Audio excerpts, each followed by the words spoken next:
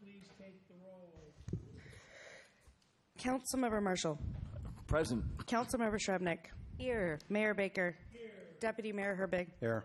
Councilmember Smith. Here. Do you want me to call the other two or just make an announcement? Okay, Councilmember Danuski. She is ill tonight. She will join you. Councilmember Curtis. He has a fractured hip now.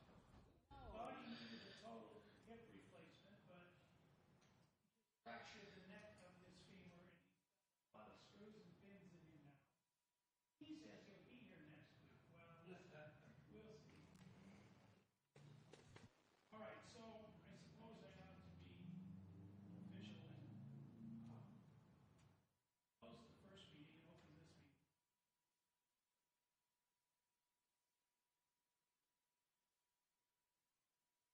Common issues which are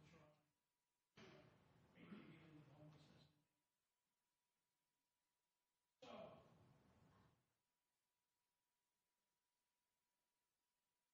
let's stand and join me.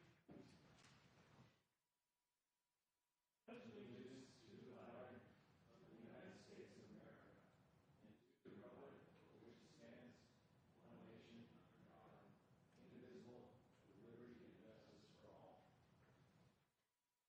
So just be aware we're warm, we've been fed, and we're probably good until 10 o'clock.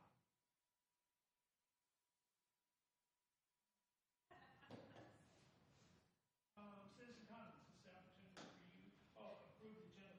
There is no changes to the agenda. This is an opportunity to express your views on issues.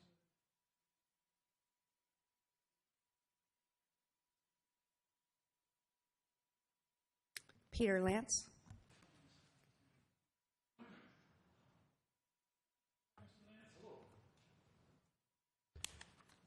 You know my name already. I live at 6501 Northeast 151st in Kenmore.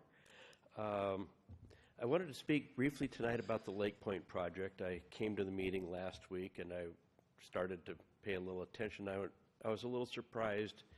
I have a development background, so I'm experienced somewhat with this. The project looks like a loser, and I'm surprised the city of Kenmore is backing this horse so aggressively.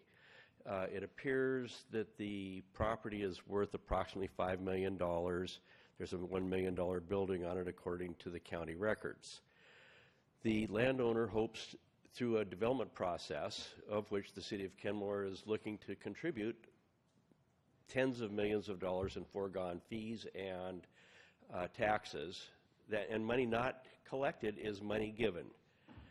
The proposals that the city of Kenmore is looking to embrace are going to enrich the landowner to the tune of about $50 million, or a tenfold increase in the value of the property. And I don't begrudge the landowner for trying to extract what they can. However, it is the responsibility of the council and the mayor to put the citizens of Kenmore first. The project on the face looks to be a loser. It's not developable. I read the HRNA summary. Even with the $50 million kick-in by the city of Kenmore, this still comes up tens of millions of dollars short. And I've got to ask the city of Kenmore, have you ever considered eminent domain and taking the property at fair market value, which appears to be in the $5 to $7 million range? It's a difficult to develop piece. It could become a 50-acre park. It could be our emblem park. It could be the issue that defines this area, and I don't understand why we would forego tens of millions of dollars in revenue and burden the citizens with this project, which just doesn't pencil out, and in the same time is a giving of money to the landowners who basically have a pig in a poke right now. The property is worth $5 million because it's a swamp. It's got unstable material on it. It's a hard piece of property to develop. There's no reason for the city of Kenmore to be backing this property. And if the property was developable and was worth $50 million, or was developable and the property is worth $50 million, would you contribute $50 million more to give the landowners $100 million just because they come to you hat in hand saying, we are going to give you 5 acres or 8 acres of Mr. Lance, we're open at 3 space? minutes. Thank you very much. Mayor, there's nobody else signed up.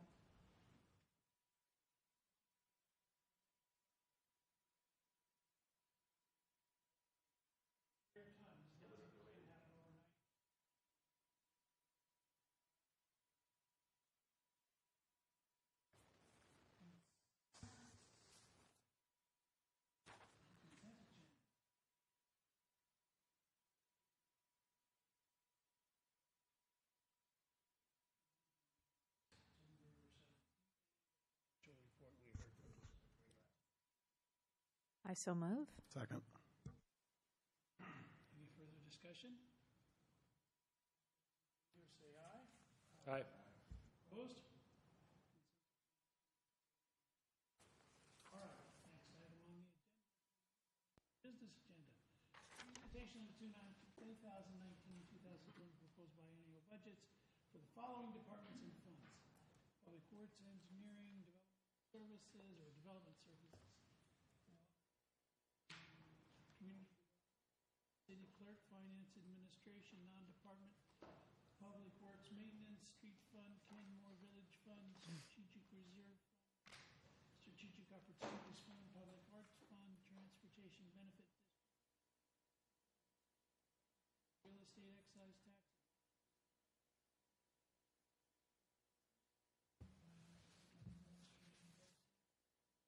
Regular Benefit Warden and Public Works.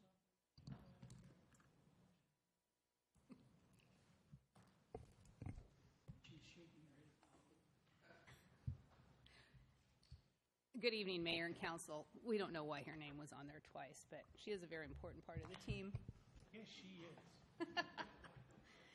And as you can see, we have all hands on deck this evening, and many departments that we would really love to get through and tell you about and have you deliberate and discuss so that we can catch up a little bit from the past couple of weeks and get back on track. But so we thought that we would start with some of the general fund departments who have not yet had a chance to present their departments, and so not necessarily in the order that's on the agenda, but still trying to cover those that are on the agenda. How does that sound?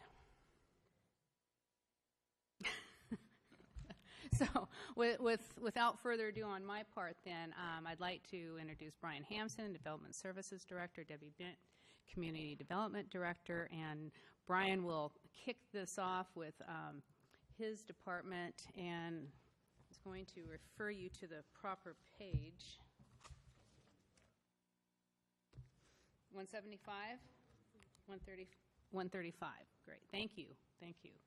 And I'll just click through the slides if that's okay with you. It is, there you go.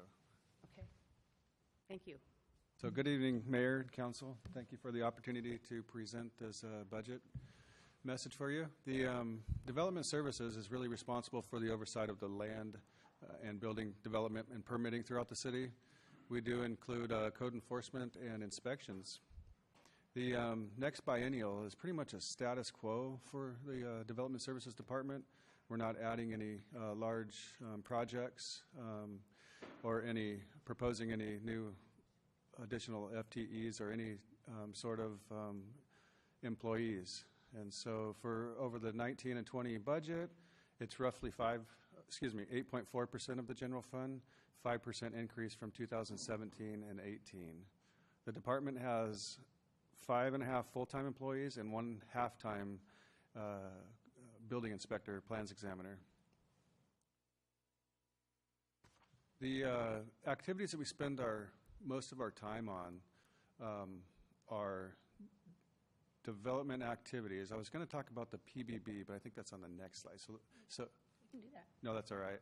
I'm a little caught off guard. The number of new single-family applications are continuing to be low. What we're seeing right now is a product of multifamily townhomes being constructed right now, and we expect that those are going to continue to increase over the next 2 years. Over the next 2 years, we're also going to work on wrapping up the Kenmore Village, and specifically the Flyway building. As you guys know, Lake Point property continues to be a high development activity that our department's working on, and we're going to continue to work on those negotiations and discussions over the next couple of years. And also, as you know, the lodge at St. Edward's began construction here recently, and so we expect that that project's probably going to take about 18 to 20 months to build, so we'll be providing the inspection services for that project. In 2019 and 20, again, Lake Point's going to take a lot of time and resources if it gets off the ground, so we really expect to work on that program pretty seriously. As I mentioned earlier, there aren't any new programs that we're proposing for this biennial. Permit management and intake, we spend a lot of our time attending development review meetings, and those occur at pivotal points of projects. For example, at pre-application meetings, at permit review, and pre-occupancy meetings, and we call those DRT meetings. They stand for Development Review Team Meetings. Permit review continues to be one of our main programs that we work on, and there's 6 separate functions that we consider when we're talking about permit review. The zoning and land use, environmental, clearing and grading, storm and surface water, traffic and parking, and buildings and structures.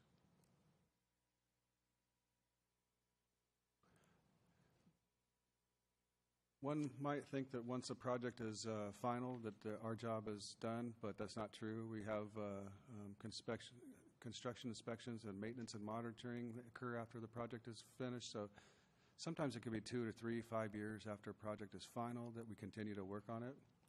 And other programs that we work on in our department are code enforcement, emergency management, of course, Lake Point planning, mybuildingpermit.com. We are a member of that organization and spend a lot of time working with them, and of course training and conferences. Yeah.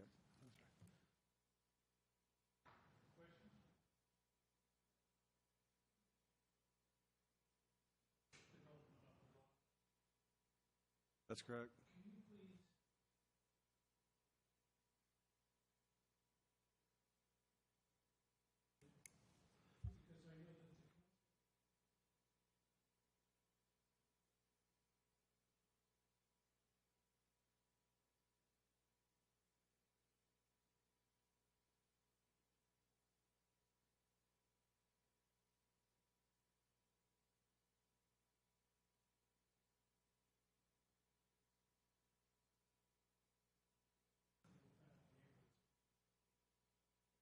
I'll see what I can, I'll see what I can make up for you to have a good visual to understand what kind of townhome, multifamily projects, and where we expect to see them.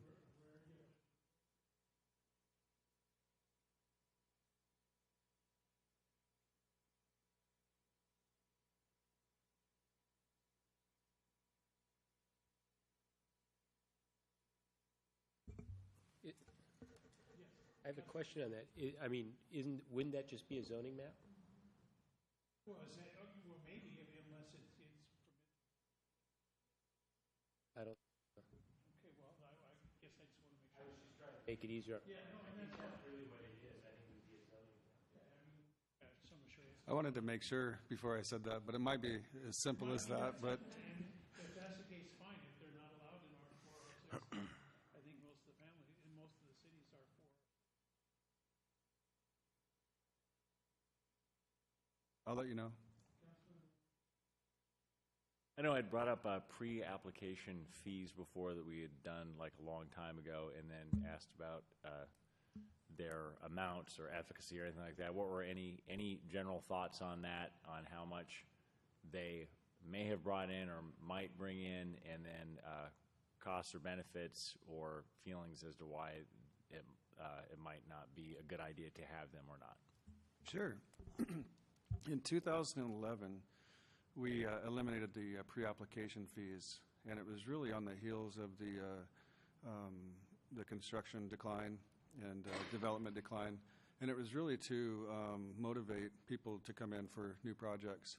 And at that time, our fee was pretty minimal anyway. I think it was roughly $150 per pre-application. So it really wasn't generating a whole bunch of revenue for us at the time. It was just an incentive to say, hey, listen, we value developers, and we value meeting with people and having those discussions, and we're going to offer this for free service to you. Now, over the time, since 2011, they have been free. And if you recall, in 2016-17, the Development Services did a fee study. And so in that fee study, they took and looked at the average time that the department and everybody spends on a particular permit or a project, and kind of backed up with their salaries and stuff and how much cost that is to the city.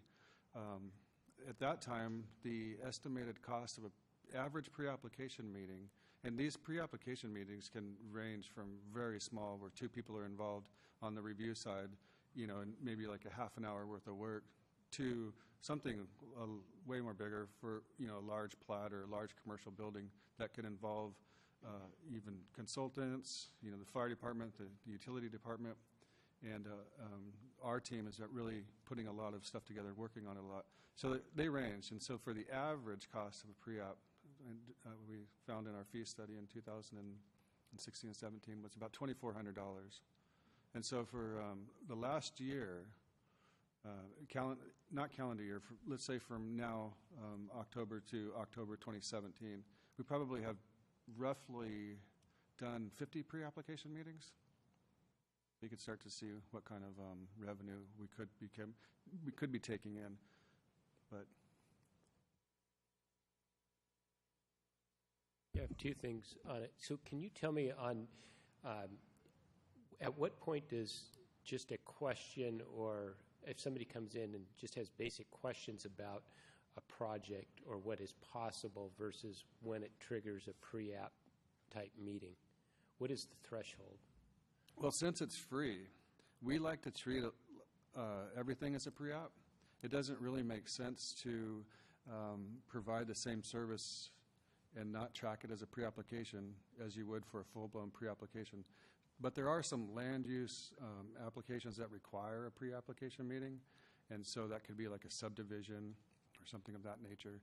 But, it's easier to do stuff as a pre-app because you're getting everybody in the discussion that needs to be there involved, and you're not having these sidebars with different people and development services, and you're getting the customer a good, accurate information, good and answer. So we don't look at it, when something, it's really when somebody has a question about their project or their property and they want to know how to develop it, we just run through the pre-application. Okay. And I would follow it up with 2 things. One, I love the fact we don't charge for it, that somebody can come in that's maybe thinking about building a DADU or doing something at their house where they don't have to, they can actually just come in and comfortably have questions answered without feeling like they don't have that barrier of, well, if I'm going to pay, then it means I probably need to know this and this, and one thing leads to another. And so I would say at the kind of basic level, I actually think it's a great asset. We don't charge, but I would on the upper end of it, I wouldn't be opposed. I don't know what would get triggered, but if it's something like something other than 4-lot short plat or a major commercial development or something, I would think that makes sense, that for the amount of staff time and everything, that starts to go into some bigger projects, that maybe that it's not unreasonable. But I would definitely love to see us at least have a de minimis level where it's still a free service for our citizens. One option you may consider, if you're looking at imposing a fee on some pre-apps, would be to possibly look at the required fee, pre-application. So there, like I said, there are land use applications that require pre-apps, and those usually take a little bit more time. Those aren't the, the ADUs and the other smaller questions that we have, and that's one suggestion. So I wanted just to check in on the status of the interlocal with the Puget Sound Clean Air Agency. Do we have somebody on staff who's trained and has a trained nose right now? Because I know we lost our person a while back. We do. We have a main point of contact that's been trained, and so we had Puget Sound Clean Air Agency come out here and train her. That's Debbie Hohenstein, our code enforcement officer.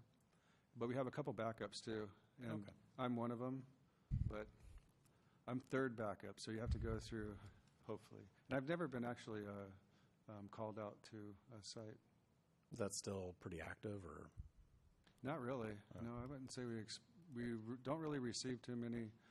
I can't remember the last time we received a odor complaint. All right, thank you.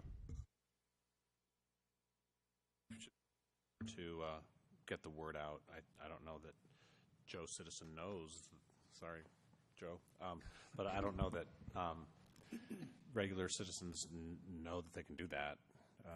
So we promoted it quite a bit early on, but we probably need to promote it again.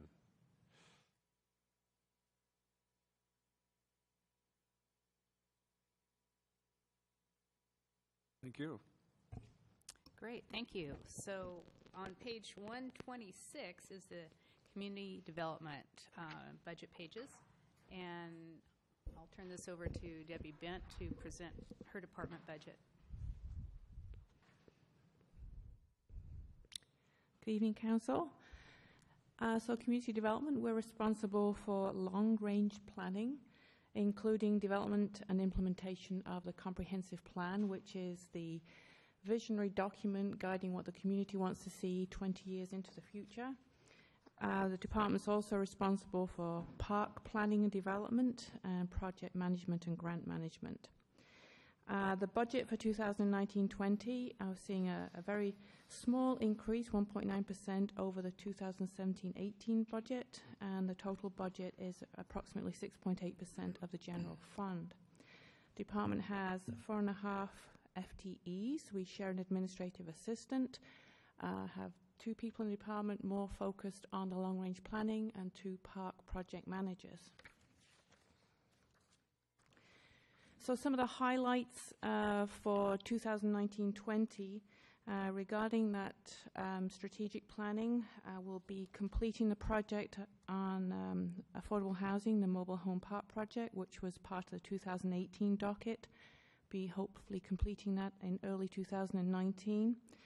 We'll also be completing the update of the critical area regulations and shoreline master program, which was started in 2018 and will be before the council in 2019 for consideration.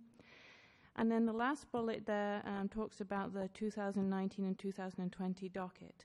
And staff brings forward a recommendation to the council in early January for the council to decide on what work program items will be before the Planning Commission and the Council. So those are to be determined. So for the budget highlights, we manage the park capital projects. There are currently 10 park capital projects.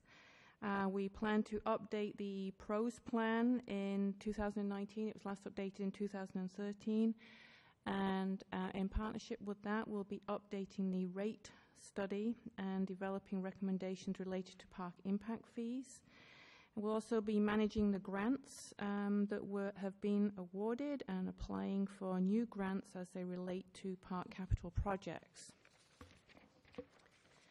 And on the last slide, I'll sort of give you some highlights about what we do, and not surprisingly, half the budget there, a lot of the big chunk of the budget is related to supporting that comprehensive plan update and that strategic planning, and the other half is related to support of parks, in particular, as I mentioned, the PROS plan update, the rate study, and any support we need for grant applications.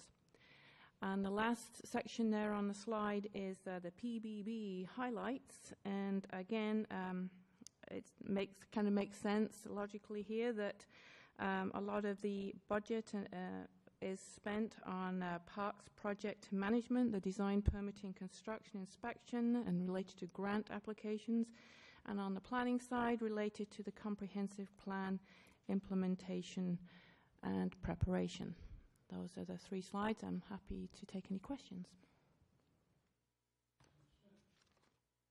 Thanks, Debbie. Could you tell me what has to happen on the park impact fee study what do you have to go through to change park impact fees? Well, the last study was done in 2001, so we're well overdue.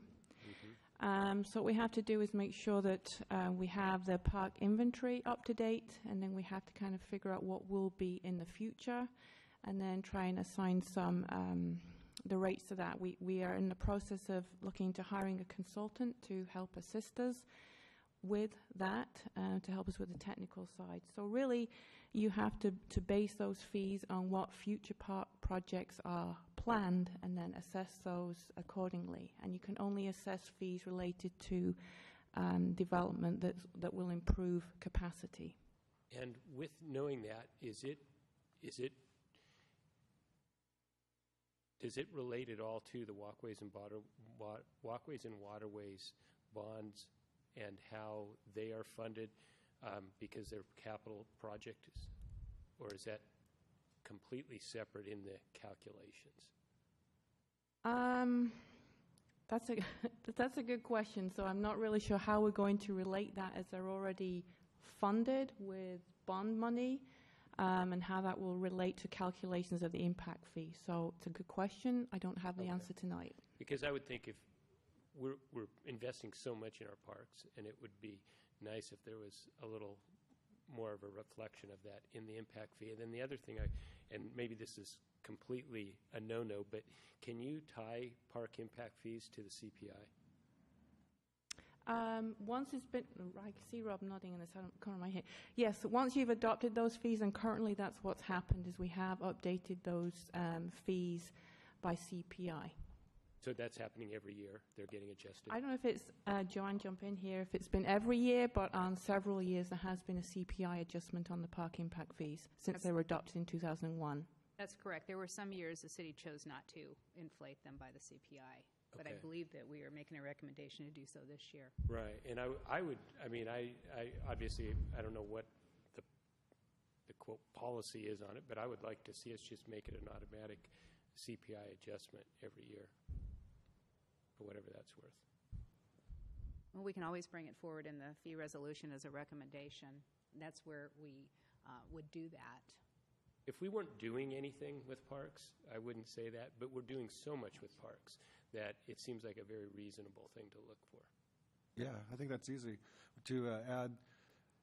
We skipped last year, I think mainly because of the review that we did on the development services study, so we didn't add or increase any of the fees, including the impact fees, by the CPI, but pretty regularly we do. I think it's been a couple of years since we have.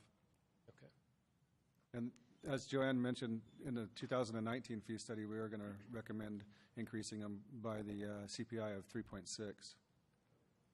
So just because this has to do with impact fees, is that same plan carried out on the transportation impact piece side too, where it's not always adjusted to the CPI in some years, and can it be? I think it can be adjusted any time you want it to by the CPI any year.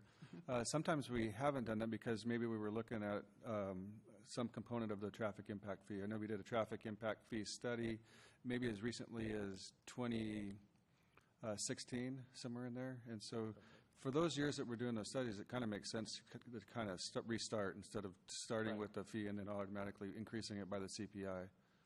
Okay. But if that's council's desire to just, if we're not doing a study, to increase it by the CPI, then we can definitely do that. I mean, I'm one voice, but I would love to see it. I think we're making such significant investments on both fronts that it makes sense.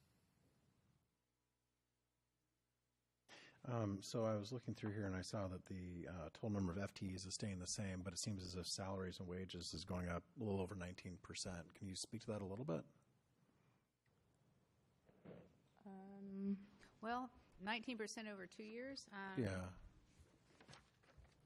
There are no increases in FTEs. 19%. So, unless I made an error.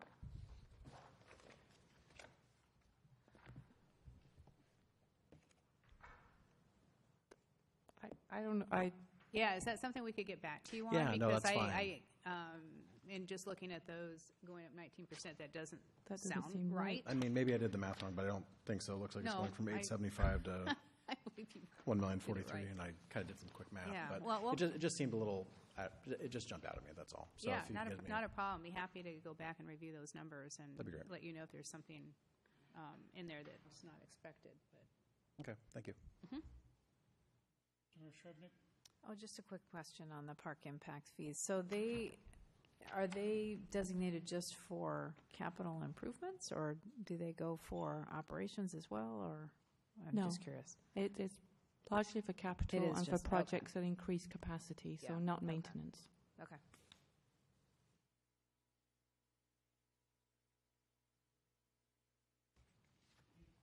Thank you. Thank you. This team will be replaced now by the Public Works team. So we'll move into engineering with John Vicente and Public Works maintenance and the street fund with Jennifer Gordon.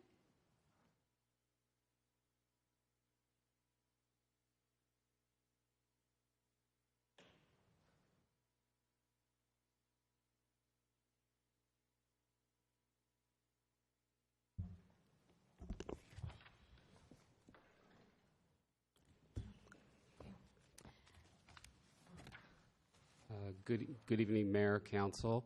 Public Works Engineering is, she just, I know, I was trying to look for the page number and then my finger slipped.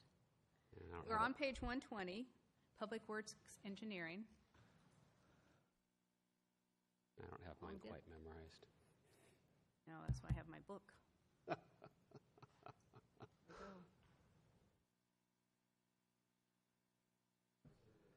Well, most of it, but it's a little late for me to test my memory, I think. So Public Works Engineering is overseeing capital project development, traffic engineering, engineering development review inspection, franchise utility permits, and just management of the right-of-way standards. Our budget this year had a slight increase of 20% over the last biennium, and that was primarily due to adding in costs for the Public Works Director Consultant. As part of the new Public Works Operation Maintenance, we added an FTE for the Administration Permit Specialist, and that person will be reporting to engineering, and 0.4 of that is coming from the engineering budget.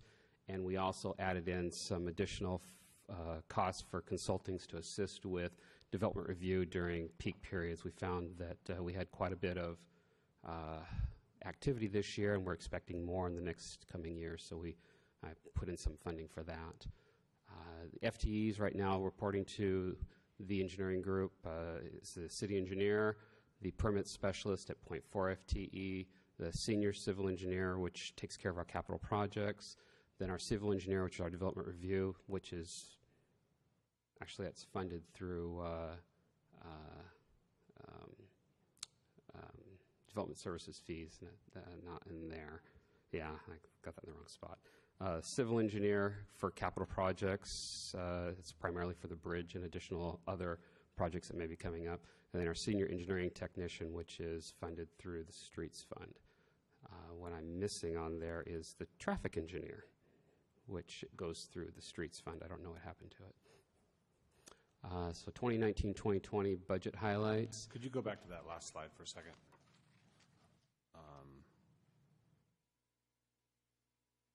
Oh, yep, you got it. I was wanting to make sure the engineering tech was there, and it's there. Okay. Yeah. So the 2019-2020 budget highlights. We are adding a new administrative assistant position to the group. We're also continuing replacing the project manager position for the bridge starting hopefully next year. I've been doing it in conjunction with the city engineer position, but we need to get that position replaced. And also our consulting budget, we've got funds in there for the part-time public works director.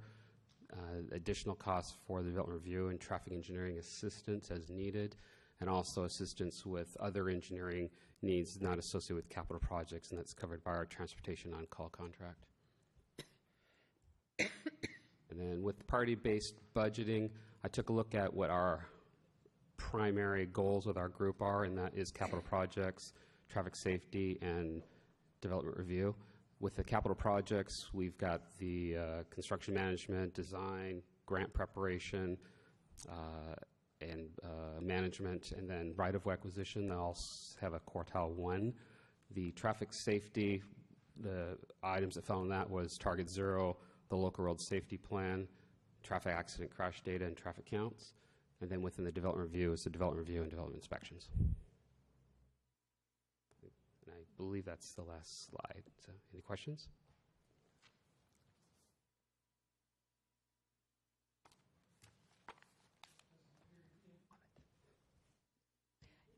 If I could make a comment about this before it gets a little bit more confusing as we move forward. So the traffic engineer has a reporting relationship in the engineering department, but the budget for the traffic engineer is in the street budget because that's where we're budgeting street projects and improvements and safety programs, target 0. So you'll see that come up again when we look at the street fund budget. The right-of-way inspector also reports to the engineering department, but is funded by the street department. And that's a change that we made as part of starting up the new public works operations, is that the franchise permit review got moved to engineering along with pavement management. So those are new tasks that were assigned to engineering from Jennifer's group. So if you have questions about that as we go forward, feel free to ask, and I can go over that again, but it does get a little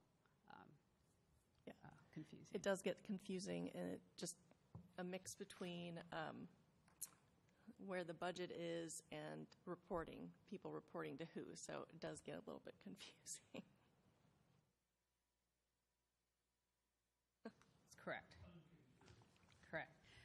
So with no other questions on Public Works Engineering, we'll go to Public Works Maintenance, which is Jennifer's area of responsibility. Okay, good evening, Mayor and Council. Starting out with Public Works, Parks and Facilities Maintenance. This cost center accounts for all the operation, maintenance, and repair of the city's parks and facilities, as well as other city-owned properties. Sorry. Oh, I forgot to mention the page number. Apologize, on 46. So there is a significant increase in this budget, and I do want to talk about kind of the major reasons behind that increase. First of all, the maintenance and operations of the Town Square Hangar Building and the Post Office Building has been now moved from the Kenmore Village Fund to the Maintenance Fund. The increased cost and maintenance associated with the Morelands ball field improvements. And then the major increase is a result of the anticipated increase in the new prevailing wage rates for landscape workers. And I do want to mention that we have written a letter to L&I requesting them to take a look at that increase. It's over 110% increase to the hourly wage rate for landscape construction workers, which all maintenance falls under. Correct. And I did want to also mention on that,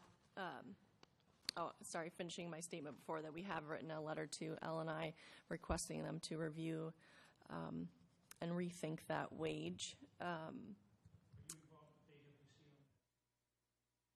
Well,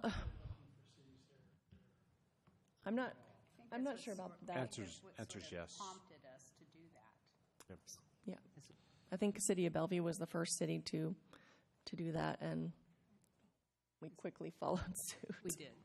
Had a very big impact on this maintenance, park and facility maintenance budget, but also the street maintenance budget, right, which is in the street fund. And I did also want to point out one of the details on that is that the wage rates were effective as of the end of August. However, it's all based on when the contract was advertised and executed. So we do have a little bit of time in the both in Parks and Street Fund because our contracts are through the landscape for the Parks contracts goes through the end of July 2019, and the contract for right-of-way maintenance services goes through the end of December 2019. So that does buy us some time, hopefully, for a change in the decision. And next, I'm going to go over the FTEs, and we've got the permanent and administrative specialist at .4. We have the lead parks maintenance worker, the part-time maintenance worker, the senior facilities maintenance technician, and the part-time facility maintenance technician. So the changes here are the new titled positions that were brought to you in September that were approved. And I'm going to talk a little bit more about the other public works maintenance workers out of the street fund, but just going back to what Joanne talked about was that there's a portion of those workers that are coming out of the parks, but it's not reflected here. Some of the budget highlights are, as I mentioned before, the increase due to moving the Town Square hangar and the post office maintenance out of the Kenmore Village Fund, and then moving the public works operations maintenance services in-house. As far as priority-based budgeting goes, I followed John's kind of idea of putting in the highest costing programs where we spend the most money out of that budget, and so followed by the quartile that those are in: landscape and site maintenance, janitorial maintenance, facility maintenance, parks and facilities service requests, and park CIP support. Can I answer any questions?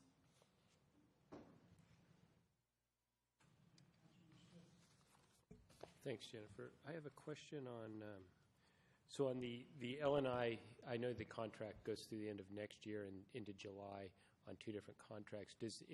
Are the budget numbers reflective of that in the Yes, calculations? we increase the budget based on those numbers. Okay. And then I also wanted to bring up the discussion that we had, and is now a good time to have that discussion?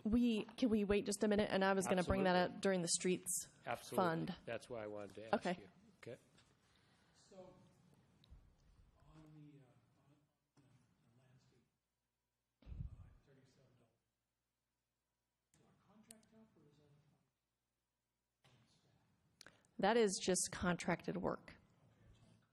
Correct. Okay. Okay, we'll go Move on to on the street fund. Street fund.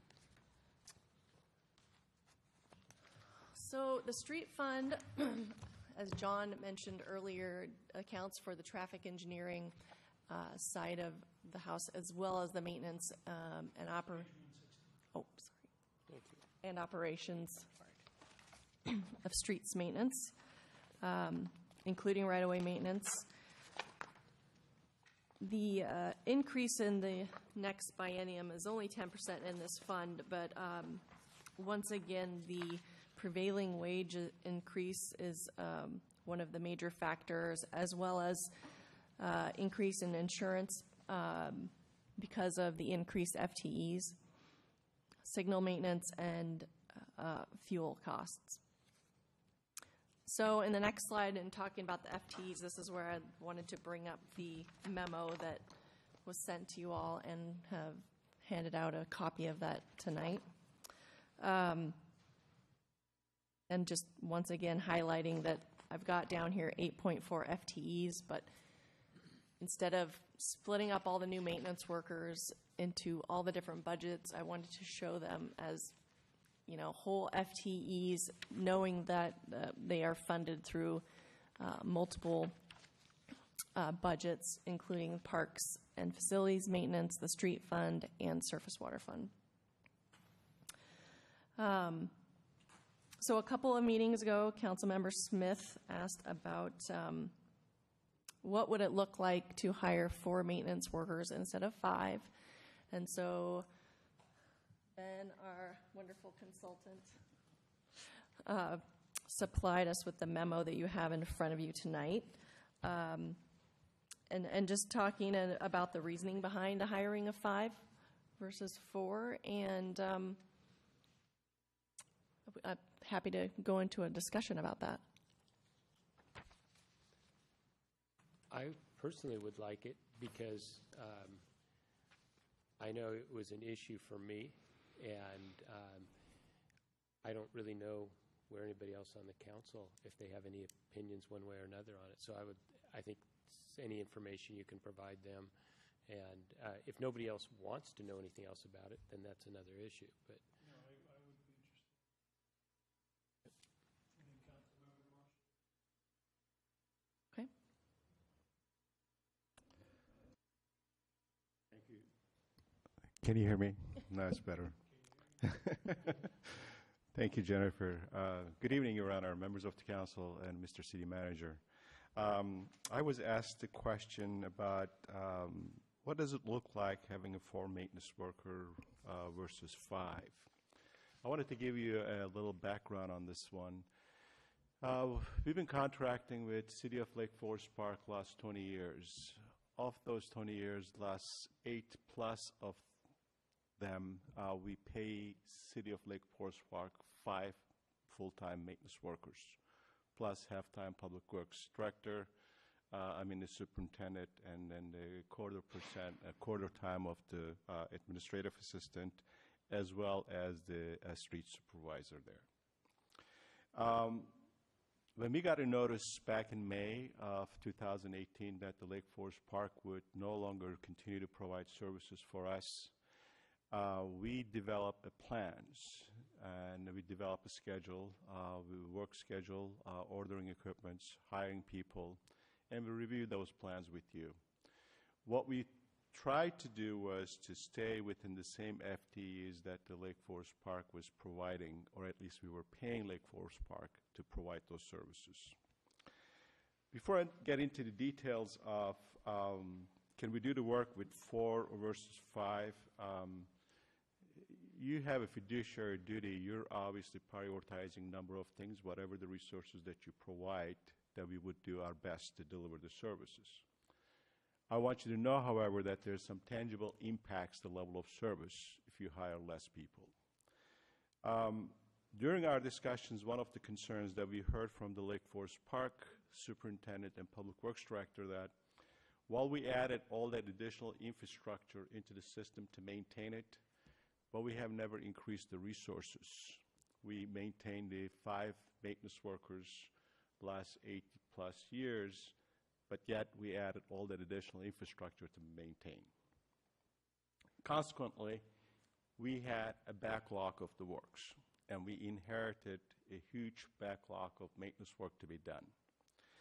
And to give you some example of what kind of backlog work that we have, currently we have 90 open work orders in surface water. And just this year we added additional 6 others to be completed. And we have about 50 work orders related to catch basin repairs. Right-of-way vegetation, not getting the vegetation trim on a routine basis. We're not we're meeting the expected level of service. This is primarily in the shoulder areas and the right-of-ways where we have storm drainage ditches are located. We're not spending enough time on the right-of-way landscape maintenance to review the work of the contractors. We're having the contractors do the work, but unfortunately we don't have resources to go out there to monitor the work is being done. Parks, we've done very minimal work, and it truly shows. We need to do more work in these parts. These are the community jewels, community assets that we need to spend some time to make them a lot better looking than what currently is. In addition to backlog of work, with that 5 additional maintenance workers that we have developed this detailed work plan to be done in 2019, which you have copies of this thing. We think that if should you give us the resources, that we should be able to tackle most of the backlog, and then also do some non-routine work. And we do have some non-routine work, so let me give you some examples of that. In park facilities, right-of-way irrigation maintenance and operation, at any given year, you will have problems with some of your irrigation system that needs to be maintained. Parking lot sweeping as needed, playground inspections, pressure washing as needed, restroom call-outs, fence repairs, bench. I don't want to go through the list, but I never summarized it in my memo to you that there's an extensive list that are non-routine, but that we know we will be doing this kind of work once we start taking this maintenance and operation division in-house. And then in that work plan, that what we listed those hours until under work orders. And I just wanted to give you the flavor of what kind of work orders that we will be performing, completing with those 5 maintenance workers.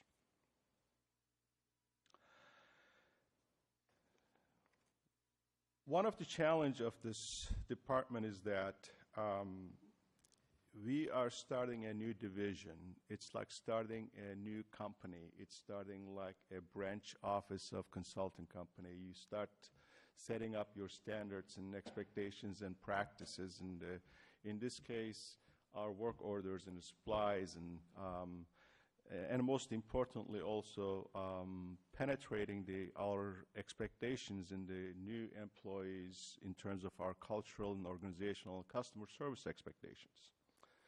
That's going to take some energy and resources. So the question was legitimately asked was, well, if we're going to do this work in-house, that we would be more efficient, therefore we should be able to do it with less people. Correct, we will be more efficient, but we're also building a new division, and we're dealing also backlog of the works.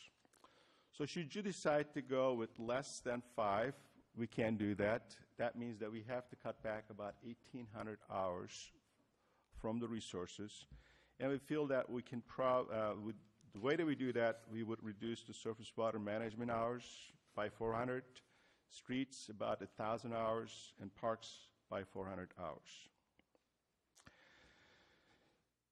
Is it doable? Yes, it is doable. Earth will continue to turn its own axis. Sky is not going to fall apart. We can't deliver that service. But one of the promises that we made to the community, and when we discussed this with you, is that we will continue to provide same or better level of service than what we have been providing to our citizens here. I believe that delivering that level of service is much more realistic with 5 maintenance workers than the 4 maintenance workers. Should you give the 4 maintenance workers as a resource to our maintenance and operation manager, we can continue to provide a decent and good level of services for our community. That concludes my presentation, and I'll be happy to answer any questions you may have. Mine's more of a comment right now, because I would like to hear from others. But first, I'd like to thank Richard and Jennifer and Ben for spending 45 minutes with me last week going over a lot of this. I do appreciate the energy and effort that it takes to pull this together, and not just the plan to do public works in-house, but to also sit there and re-rationalize to me why it makes sense to do it. And so I do appreciate that, and that's not lost on any of this. And so I guess with that, I kind of have some thoughts, but I would like to hear if any others have any thoughts on it.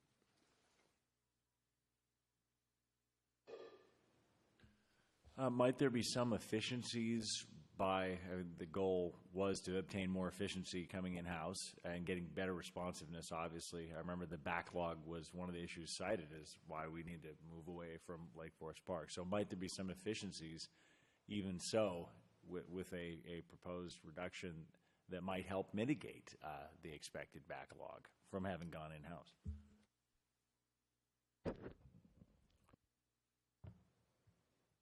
So let me try to first understand the question.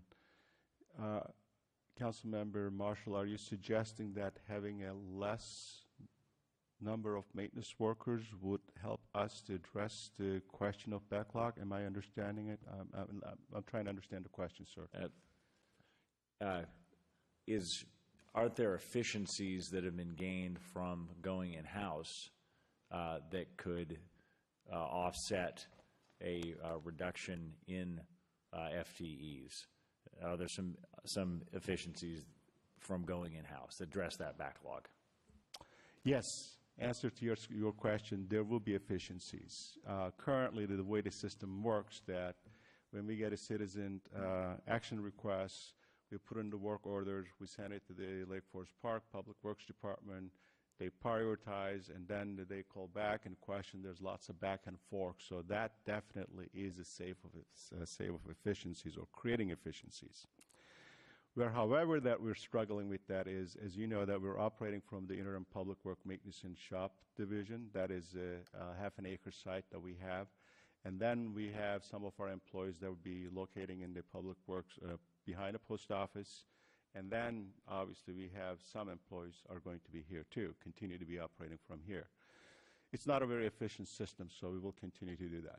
Second part of that additional work that we will be doing it, that the typical public works, established public works, maintenance and operation division wouldn't be doing it, is setting up the vendors, going out there, getting the bids, establishing these routine contracts with the contracts, and that will take some of additional times before we get to the backlog of the works. So the answer to your question, yes, there will be efficiencies, but then we will also have some offset on the additional works because we're starting a new division.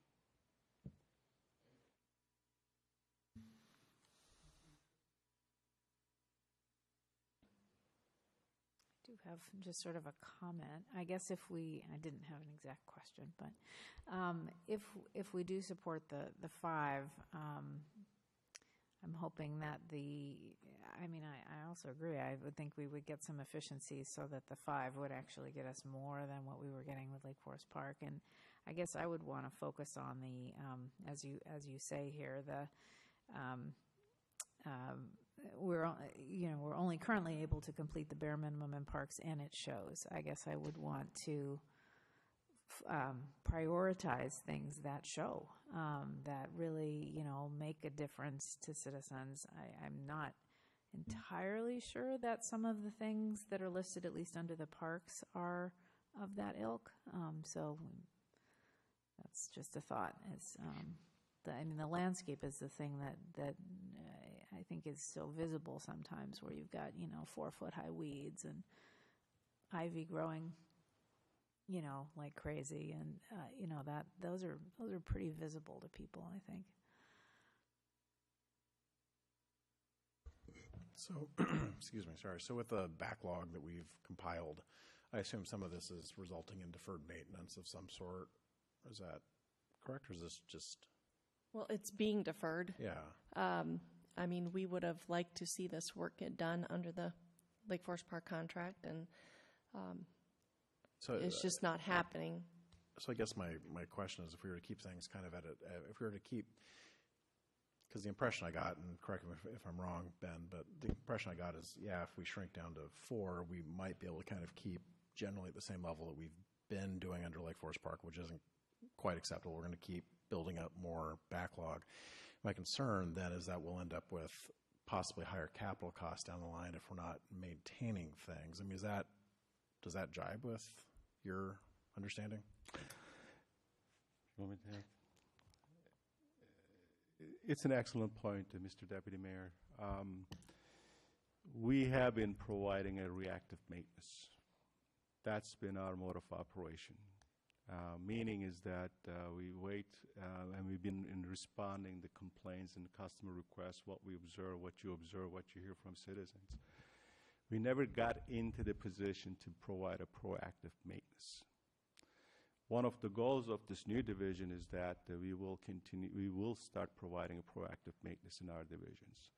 So far, I can't specifically tell you that had we done proactive maintenance, could we have eliminated some of those capital expenses in the surface water management?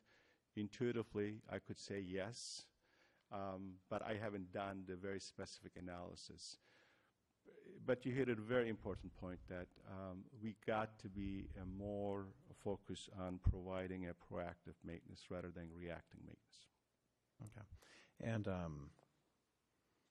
even with 5, at least under the report that you brought to us a few months back that we signed off on, even under 5, after a few years, it has paid for itself and we are saving money going forward, right?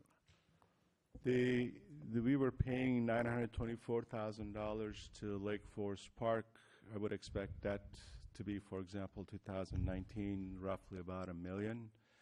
The 5 FTE salaries in the draft budget that I had shared with you was about less than $700,000, roughly $700,000 approximately. So it would be $300,000 per year savings going into it. However, we're having some startup costs. Right.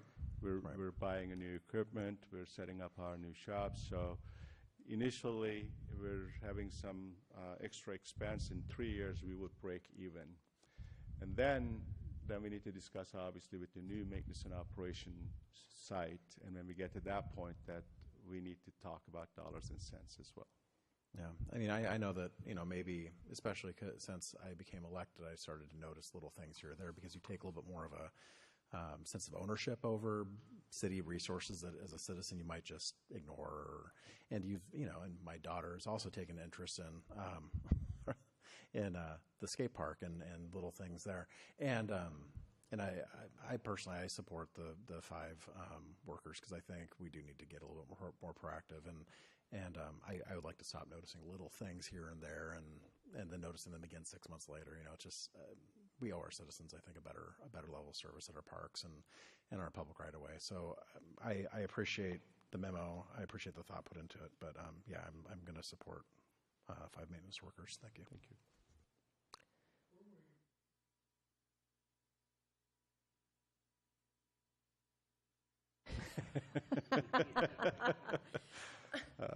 Your Honor, I'm going to be quiet on that one.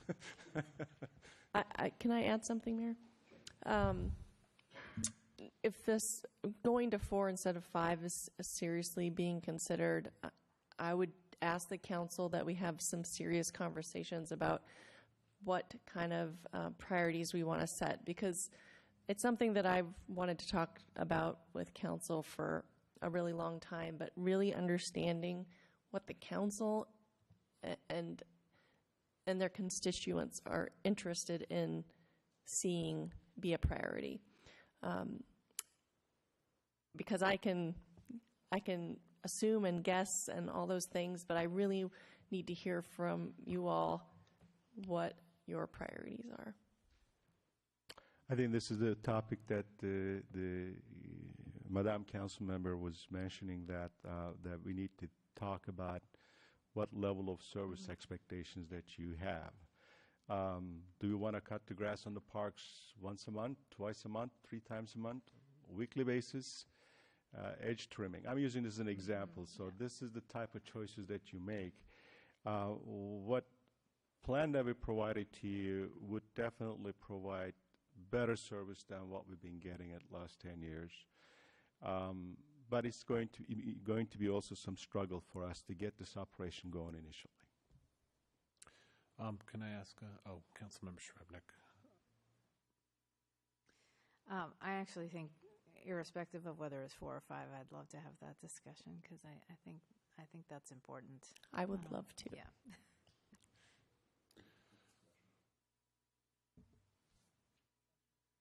So, because I agree, and actually Rob, go ahead.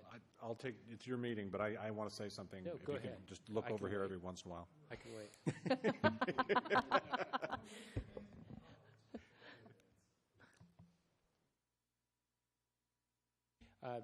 It is a discussion that we need to have, and it gets into when Rob more than once this fall has talked about we need to have a bigger discussion. And this is one of those things that falls into the bigger discussion, which is also gets to one of the reasons why I was hoping to have a discussion before we deal with the tax increases that we have to deal with, because I feel like we're committing without knowing, because there is no there's no going back. Once we commit to 5, it's 5. And obviously 6 would give us a better level of service. And 5 will give us worse, 4 will give us worse. So we know, but we are a little bit in uncharted territory where we don't really exactly know what it'll be. And if the backlog can be, can be eliminated in a year, well, then that makes me, a little bit wonder. It's like, okay, well, maybe that backlog can take 2 or 3 years to get through. Is that big of a deal? I don't know. I'm just saying, but I do remember when we had the discussions about LFP and the contract, it was continuously told how poor the value we were getting out of that contract and what we were paying for 5 FTEs, and we were not getting 5 FTEs. So that gets to my rationale of at least starting there, because if you're not, so if we were getting a value of, say, 3.5, I think was even one of the numbers we saw, or something when it was broken out, it was a pretty low number, and so that's my thought is, we can get there in the backlog. We're going to be more efficient in the long term. I agree about the short term, what you're talking about in the startup, but once we hire, it is, we've basically added a fixed cost that's going to go up, 10% a year, but between benefits and costs, and so that's just something that, that's a cost, and so for me, I would say I'm probably more on the fence than I sound like about it, but I lean towards wanting to wait and just start with 4, and let's see how we do, and let's have that conversation about what that expectation is, and that conversation about a broader revenue stream and how that factors in.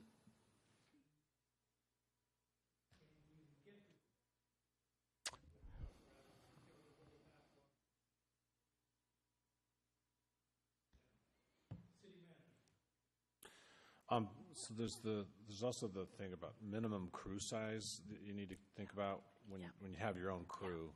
So there's things like on call. So Lake Forest Park has been on call for us when there's an emergency, and what's going to happen is we'll have the 4 or 5 workers sharing the on call responsibility, where they'll have the on call cell phone, and they'll need to be available 24/7 for any calls that come in, and I just lost my train of thought. So they're gonna. I think the idea is they're going to share it a week at a time. So one maintenance worker will take it for 1 week, and the next one will take it for the next week. And while you're on call, you've got to be close into town. I think we're requiring a response time of about 30 minutes or so. So while you're carrying that on-call cell phone, you don't get to go to Leavenworth for the weekend. You got to stick around. And you guys approved the rates for that and everything a meeting or two ago. So if you have a small group of maintenance workers, then that on-call rotation happens more often, and it's just a little more of a headache for people. Then there's also when there's snow. When snow comes, you need a decent-sized crew to be able to be driving out and getting the snow off the roads quickly, and sharing and rotating shifts and things like that. And then there's other times when you'll need to change out a catch basin or a stormwater pipe, and it's in traffic, and you need somebody to flag, you need somebody to operate the backhoe, and you need somebody in the ditch, and so can you guys talk about kind of minimum crew size, and how does 4 work versus 5? Sure. Just for minimum responding to emergencies and being available for on-call work and snow removal and that kind of thing. I'd be happy to. Typically, that when you have 5 maintenance workers on crew, and effectively you are really given the vacations times, trainings, and time offs and sick leaves and so forth, that you're tent about the 4. You should count on having continually basis 4, knowing that 1%, 1 FTE value that throughout the year is going to assume that that will not be totally available to you. And that's the prudent management expectations when you start from it. Hopefully you'll get more, but typically that's what happens. Snow and ice removal, during the intense snow and ice removal, we would have 2 12-hour shifts. Each shift will consist of 2 men. So this 5th person would be that additional assurance for us that if somebody's on vacation, that we can actually fill that shift. Or if that person is not on vacation or the time off, paid time off, or dealing with family emergencies, that gives us 1 person to give a break that the other 4 has been working overtime basis in a long period of time. And then there's also that the issue of doing, for example, some major catch basin replacement or the pipe repair in close proximity of major intersections. I'm not talking about SR 522. We're talking about the city arterial streets. And typically in that case, you will be providing 2 flaggers, 1 person on the backhoe and 1 person in the ditch, and the other person is providing parts and labors and supplies. So the ultimate side is 5. In that case, we would probably offset the shortcoming there by hiring the off-hours police officers to be the flaggers for us. I mean, it costs more to us because we pay them an extra on overtime to be able to do that. But there's a solution to that one. In fact, on 522, we wouldn't be doing the maintenance work unless we have a police officers are providing us that kind of support. And also, full information, we have Quinn Profit, who is our maintenance worker in parks, and he'll be available for the on-call rotation, and he'll also be trained and available for snow removal as well. So if you count Quinn, that's actually 6 people for those types of things. I remember you had said when we met on Friday, you'd mentioned that there is and I can't remember exactly what the connection was, but there's a new agreement with NUD on. Can you explain what that is and how that relates to this? I think your city manager deserves lots of credit for it, that he actually implemented this process, so I'll let, do you want me to? Well, it was your idea, but yeah, so the main motivation with NUD is the Lake Forest Park crew was hitting our main roads first, but the steep residential roads were not getting hit first. And so by the time the snowplows got to the steep residential roads, they were all packed down and you couldn't scrape them anyway because the snow was all compacted down, and so it was too late. So the idea with the Lake Forest Park, the NUD agreement is for them to be, while Lake Forest Park was out hitting the main roads, for NUD to be hitting the steep residential roads at the same time so that folks could get out and get to work. That was the original intent of the NUD agreement, and that agreement still has yet to be brought forward to you for approval, and it's going to be brought forward to you here in the next couple of weeks. That was the original intent, was for NUD to hit those side streets, and it still is the intent for them to do that and for our crew to take on the main arterials.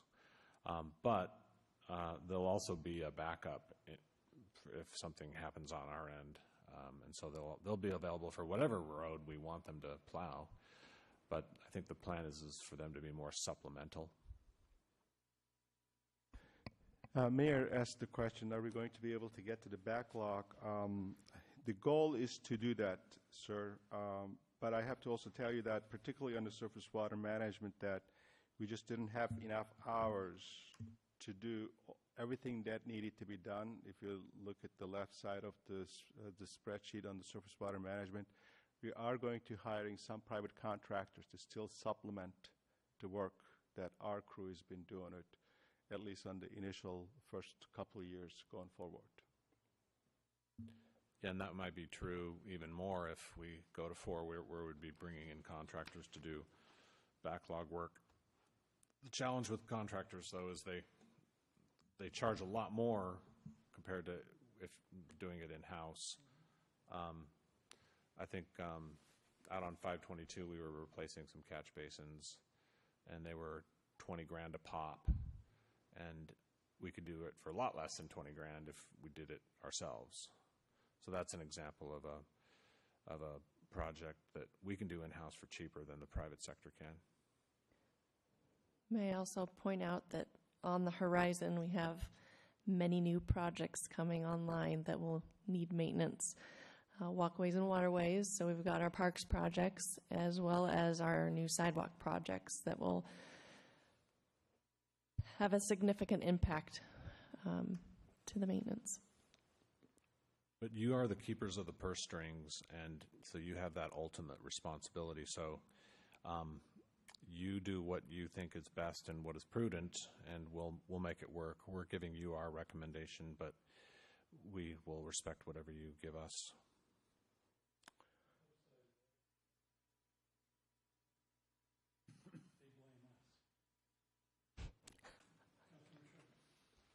Yeah, you brought up the thing that was in my head, which was, we've got these major projects underway that are going to need maintenance, I assume above and beyond this.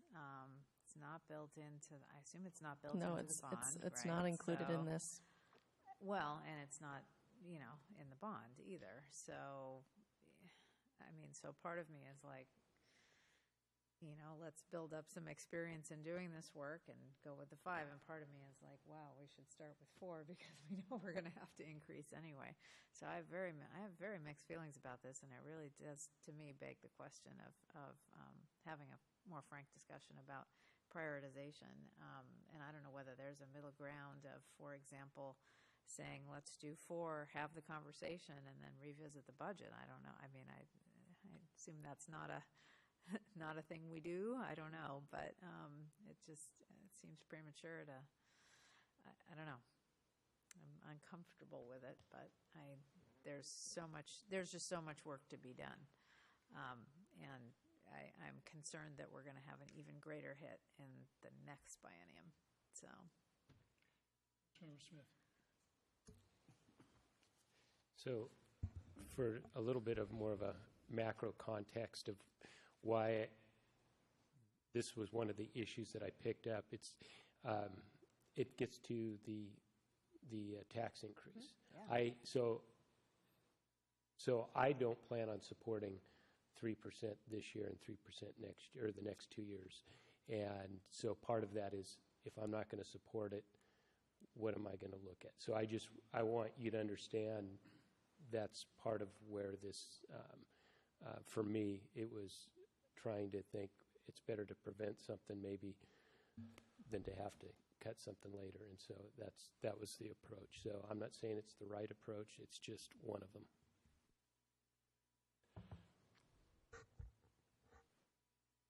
Deputy Mayor, then City Manager. Yeah, the more I think about this, the more I also think that it ties in with our, kind of changing subjects a little bit, ties in with our economic development plan of, increasing the positive vision of Kenmore to the outside world too. And that's something I think about a lot. Like I said earlier, the little things add up, and something that people notice as they drive through or drive to places in Kenmore. And it's something I worry about as we're trying to kind of build our image and make this a place that people want to come and build businesses in. How we present our right-of-way is a big part of that, and our parks is a big part of that. So yeah, I understand the concerns that Councilmember Smith has. I also don't think that it's an undoable. If we, for some reason, turns out 5 is too much, I don't see any reason why at some later date we couldn't cut an FTE. I know that sounds heartless, but it's also a part of our decision making. Nobody is guaranteed a job for life. I don't see that being the case, though. I honestly think even with 5, there's enough work out there to get done that we're not going to have people sitting around leaning on fences or doing make work. There's a lot of stuff that needs to get done in the city, and I think this is a solid investment in the kind of future economic growth for the city. So.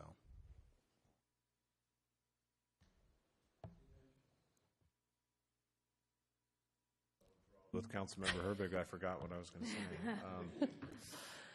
I'll come back to me.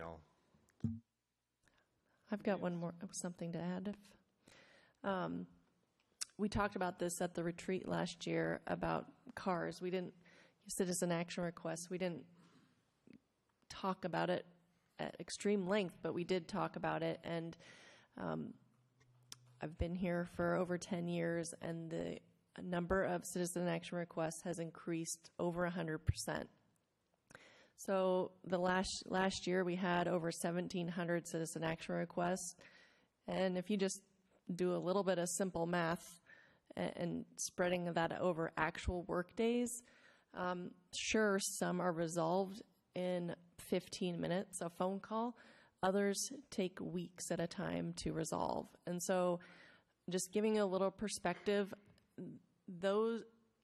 my hope to get to a proactive way of maintenance, I mean, I don't want to get 1,700 cars every year. I want people to, I want to catch it before they do. I mean, I don't love coming into all these citizen action requests. I would like to prevent them from happening.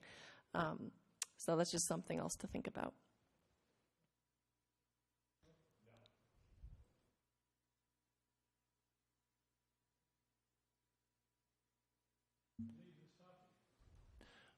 Now I remember what I was going to say. Oh, wait, I forgot. No, I'm kidding. I am hearing some pushback on the 3% property tax. So I am going to meet with my team tomorrow to talk about what we think can be cut or reduced. And so what we're talking about is $300,000 for the biennium. So it's each 1% is about 50 grand. And so 2% for 19 is 100,000. And then that 100,000 also carries forward for 2020, and then you're going to do another 2% in 2020. So that's another 100. So that's 3 100,000s. So I'm going to be meeting with my team tomorrow to talk about how to keep it down to 1%. I'm not saying that's going to be my recommendation, but my job is also not to box you into a corner and say adopt a 3% budget or else, or a 3% increase or else. My job is to give you guys options. So that's what we're going to be doing tomorrow when I meet with my teams. We're going to be talking about how to keep it down to a 1% property tax increase and what that might mean. I just want to point out that the last time we talked about a major kind of revenue increase was around utility franchise fees, I think, was the last big one. It was $350,000, give or take, a year. Yeah, I mean, I'm ballparking. It's give or take. Yeah, you did the TBD and the franchise fee in the same year, 2013. No, we did an increase on one of them after I was elected. TBD was done before I was on. We did something in 2014 around it. Maybe it was sewer or water. I can't remember. Water sewer franchise fee. Okay, right. They were around the same time. Okay. Yeah. Anyway, I just, there was a discussion about it, but I don't remember as much heartburn around something that was going to cost the people of Kenmore $300,000+ a year. But we're having a lot of but there's heartburn about a much smaller property tax.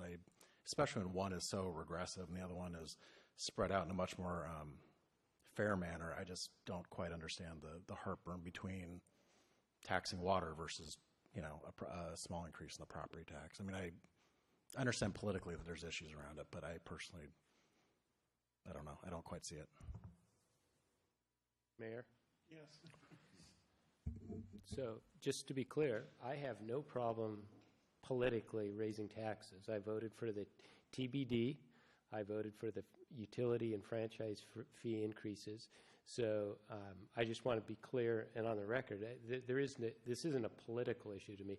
This is the fact that we want to have a broader discussion, and 3% over the next 2 years taps into a lot of our taxing reserve that we have for potential other options within that discussion that include pavement maintenance and things like that. So to me, I feel like we need to have the discussion before we have the increase, and so that's the reason, that's the approach that I'm taking on it. All right, anything else? Councilmember Shrubnik. Just super quick, I really appreciate you interjecting that you're going to be looking at that because I have the same concern as Councilmember Smith. And it's not the political and it's not the absolute value of the extra $20 or whatever.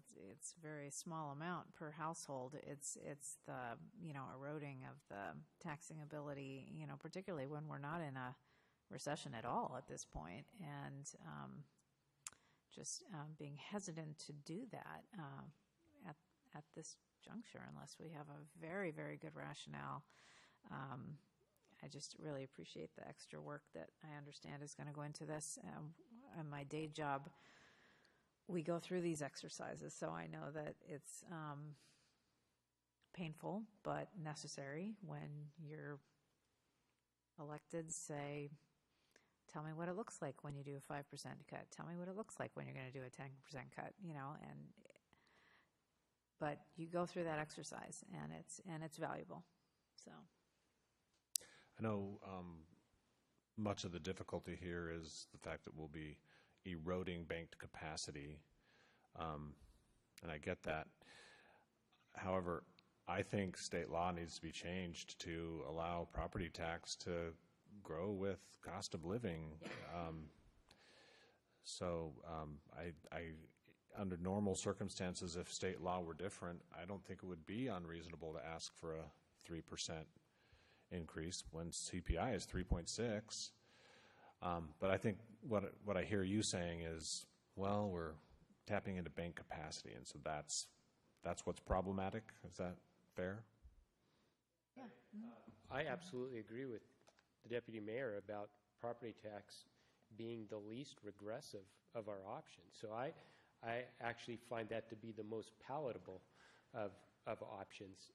But I also know our options are limited, and every year, if we just even take a little bit every year, it's only a decade away, and then all of a sudden we're tapped. We don't have another option to go to, and then we've created this, this entity that needs, financial life breathed into it. And so that's my fear, is that we're going to get there too soon without having the discussions. And I feel like we need to compel ourselves to have a broader discussion about how we want to handle these things. Mm-hmm. And you're not tapped out in other revenue sources. For example, you're low in utility taxes. The max on electric and gas is 6%, and I think most cities are at 6%. I don't know most, but tons of cities are at 6%. We chose to be at 4%. We have 0% on garbage, and most cities have a utility tax on garbage. So, but that's part of that larger discussion that I've been wanting to have. So. Yeah, I think that larger discussion is necessary.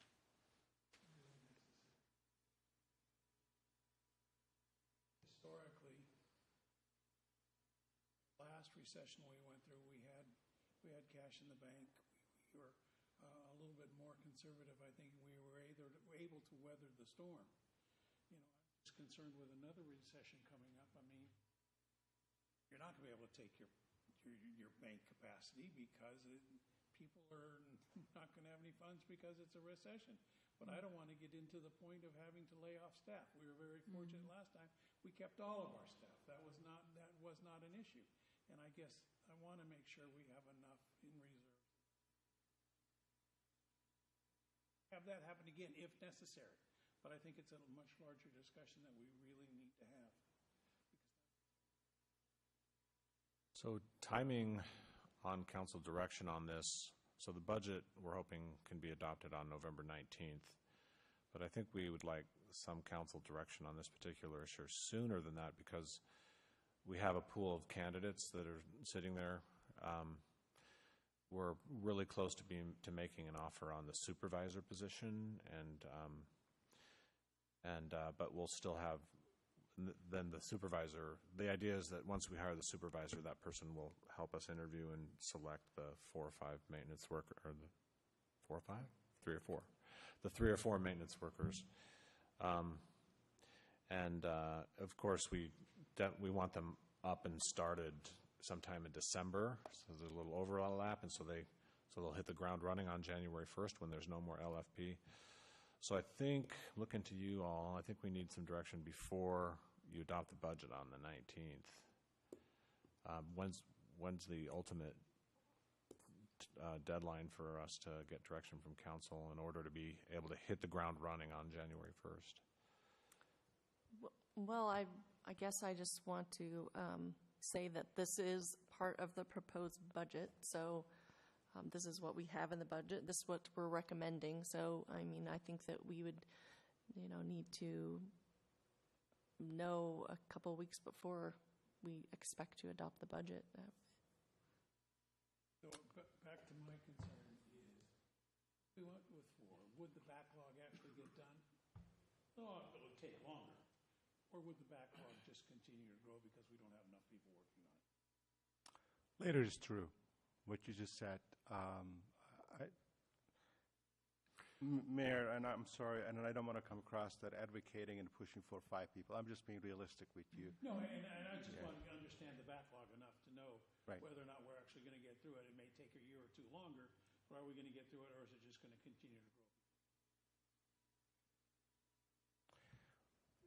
It is too short of the staff, and then there's also the startup inefficiencies. There's an efficiencies, there's an inefficiencies. You all work in the corporations or different places, and then you hire people. When you hire people, you expect about at least 3 months or 4 months that person to put that his or her feet on the ground. Come January 1st, we don't have somebody else out there providing services. We need to be prepared to respond to it. And then we hope that maybe there's not a major snow and ice event that we don't have to deal with it. But if we got council direction, say, next week, would that be okay? Of course. Mm-hmm. I think we'll continue to be interviewing candidates because I think we know we're going to be hiring at least 3 of the maintenance workers. Yeah. So we'll get going on the interviews. And I was going to suggest that next week would be a good and appropriate time. We'll be having the public hearing on the tax levy on the 5th, which is next Monday. So that would be a good time then with the follow-up discussion too. And they won't be voting on the levy. They'll just be having a hearing, correct? Correct, but it's a good time for discussion. Yeah. So let it digest this memo for another week, ask us questions, and we can hope to get your direction in about a week. Okay, we're leaving this, okay? Everybody happy? Okay, thank you. We have a few more slides, though. No, I was going to finish up the street fund. Okay, we've got a few more slides. Yeah. Leaving it. So, Anything else about the FTEs? I was just going to mention again that there's 8.4 FTEs in this list. However, that's not 100% out of the street fund. So, and that does include the right-of-way inspector and the traffic engineer. I'll just add to that the new maintenance staff, the street maintenance supervisor and the 4 maintenance workers are allocated 25% to the street fund, 25% to the maintenance in the general fund, and 50% to surface water, so you can kind of make that connection between the funds. So the street fund is divided up into an engineering section and an operations and maintenance section, and I kept John here tonight to help with the engineering portion. But that includes the neighborhood traffic safety program, the traffic calming program and projects, data collection and analysis, pavement management, and franchise right-of-way permits. And I just wanted to highlight that we have moved the pavement management and the franchise right-of-way permits from out of operations into engineering. Out of the operations and maintenance side of the house, there's roadway maintenance, bridge maintenance, snow and ice, signal sign and markings, and probably the biggest one is the right-of-way vegetation. In talking about street fund revenues, there's been a slight increase to the fuel tax, 3.7% increase. An increase to the multimodal has got a 36% increase. And and Joanne said that those are based off of the, We get the per capita numbers from the Municipal Research Center, so that's how we budget the fuel tax and the multimodal. the right-of-way permit fees we're projecting slight increase. And then there's the transfer from general fund for the water sewer franchise fees, the transfer from the TBD, and then some other funds. The water sewer franchise fee is one of those revenue sources that grows every year. I think when we adopted that, and I remember when Council Member Herbig was here for that discussion, we agreed to use those funds to support the street maintenance that we budgeted about $900,000 that year, but that has steadily grown every year. So not $900,000 a year, $900,000 for the biennium is what I meant to say, and now it's over $500,000 a year. And then to highlight the operations, we're focused on roadway maintenance, maintenance of our signals and signs and markings, as well as the vegetation. And then a big portion also is supporting those CIP projects. So supporting in the design construction phase and then the taking over in the maintenance. Under the engineering highlights, the response to our traffic-related service requests, our overlay program, and then the franchise right-of-way permits. The budget highlights include obviously bringing in the public works operations in-house. I did highlight the federal road preservation grant, even though that money is technically not in the street fund. It's in its CIP budget, but managed by folks in this budget. And then the last slide focuses on the PBB. And once again, I'm just highlighting the programs that cost the most and highlighted with the quartile afterwards. So most dollars are spent in the right-of-way, landscape vegetation maintenance, our signal maintenance and operations, roadway maintenance, street sign management, and roadway markings. Can I answer any additional questions?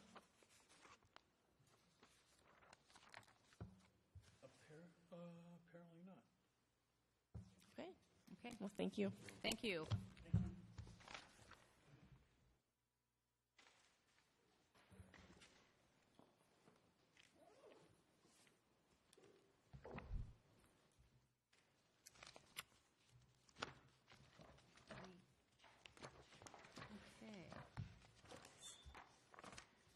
So at this time, we're going to back up to page 103. Thank you. And we will review the city clerk's budget and the finance and administration budget. They're both really one large budget, but we do carve out the budget for the city clerk and present that separately. So we'll get started with Kelly Chellin, our city clerk, presenting the clerk's budget. Good evening, Mayor and Council. It's, again, fun to be looking at you this way. The city clerk division is a phenomenal division of one. And you all know a little bit about what I do, but I'll go ahead and repeat it. Council meeting support, agendas, meeting minutes, municipal code, records management, and now human services. Human services was transferred to the city clerk budget this year. Really enjoyed learning about that process. So the total budget now is $864,966. So the two large ticket items are human services and the voter registration and election costs. So the human services budget is determined by a per capita rate of $7.53. With a population of 22,290, the budget totals $172,588 for 2019, and then again for 2020.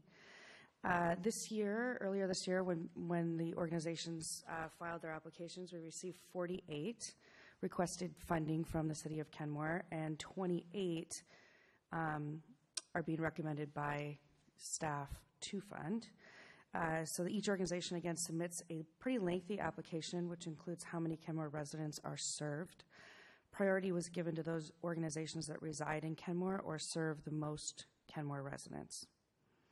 I think I handed out a memo to you, if not last meeting, the meeting before, that kind of outlined that a little bit further. And then secondly, City Manager Carlindsey sent out information about the increase in voter registration costs in mid-September to you by email. This is an unfunded mandate that the city does not have control over. So with that, I'm happy to answer any questions. That's not, the voter registration, that's not in the handout you gave. Correct, yeah. He did send an email about that. Questions? Councilmember Smith? Yeah, in the spirit of being consistent, how would you operate with 0 FTEs? No, I'm just joking. No, I have a question. I was trying to think of something funny, but it didn't come out. I'd put her in my department. I'm just joking. On the HR VIBA thing that we approved, I believe it was earlier this year, do we know what that amount is that we've contributed in that as a city? And you probably don't have it in front of you, but I wouldn't expect. But I remember when we had the discussion, I asked if we could know what that is on an annual basis, at least. Sure. I realize this is the first year, but I would just like to know what, if you could provide that at some point. I'll absolutely do that, because I do need to come back to you for this next budget and ask for approval for funding for that. So I'll bring that information as to what that costs. I think I remember it was around $36,000 for the year. Okay. But I'll confirm that. Okay. And we'll be having a discussion about the benefits going forward. Okay, thanks. So then the only other question I had was, it says the independent salary study in 2018, which is anticipated to be complete by the end of the year. How will that impact the 2019-2020 budget? Would that then be something you would expect if there were adjustments that you'd come back during the adjustment period a year from now? If I were to, so the budget is prepared with the salary study outcomes. Okay, so so it's just anticipated to be completed by the end of the year. So this, so it's already been. So there isn't another one being done. There was one done that we've just wrapped up. Okay, thank you. It wasn't done at the time I did the slide. Okay, that's what I was trying to understand. Okay. Yeah, so we've established a routine where we do a salary study every 2 years, and we time it with the biennium budget prep. Okay. So we do it on even years, and we don't do it on odd years. I just talked to a city manager at the ICMA conference, Covington. They only do a salary study once every 5 years. So, well, I think until you got here, I think it was only about once every 5 years. I believe, wasn't that? Really? Because it hadn't been. I remember when you did your first one. I believe it had been a few years since one had been done. Am I? You're right. Missing that? No, you're correct. I think around 2006 and around 2012. Yeah. There was quite a large gap. Yeah, there was. But we'll also be bringing the results of that to you within the next week or two to review. Okay. Salary studies are not the funnest thing in the world, so doing it every 5 years, I can understand. Can I just ask a follow-up question really quickly? Yeah, sure. Go ahead. So I'm sorry, I didn't hear what the first part. Councilor Smith, your first question. What was the line you were asking about? I just didn't hear the words. The VIBA contribution on the towards the deductible that the city is contributing. Okay. And we made. I didn't support it. That's why I'm curious. But in that, I wanted to at least know what was the annual cost that by us paying the employees' deductibles. Thanks. So, I appreciate the problems you go through to try to decide who gets what money, because there's $753 per capita, it's not enough. But there's a couple of things that one is the Meals on Wheels program. A lot of seniors are really dependent on that kind of contact.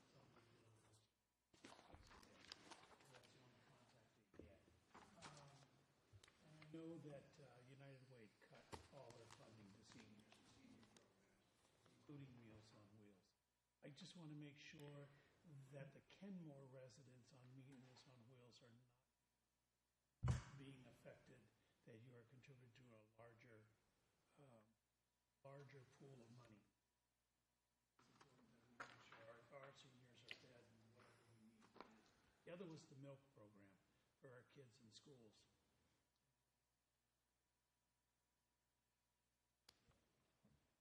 They need. Okay, I'd be happy to take a look at that. I'm not questioning, Yeah. the decisions you guys made. I know they're tough ones, and I know you did the best you could.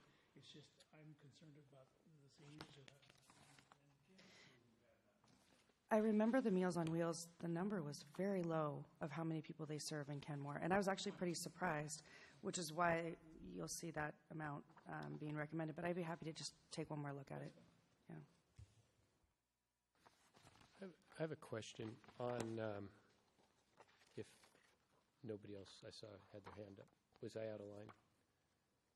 I'm good, I guess? Okay. No responses favorable. So on the on page 108, under the where it says personal benefit, from 2019, so it's rather consistent in 2017, 2018, 2019. It's 37, 37, 39. Then it jumps to 49. So it jumps to like 25% in between 2019 and 2020. Do you know why that is?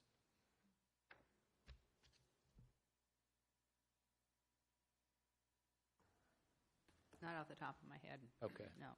Okay. But I'll make a note of that.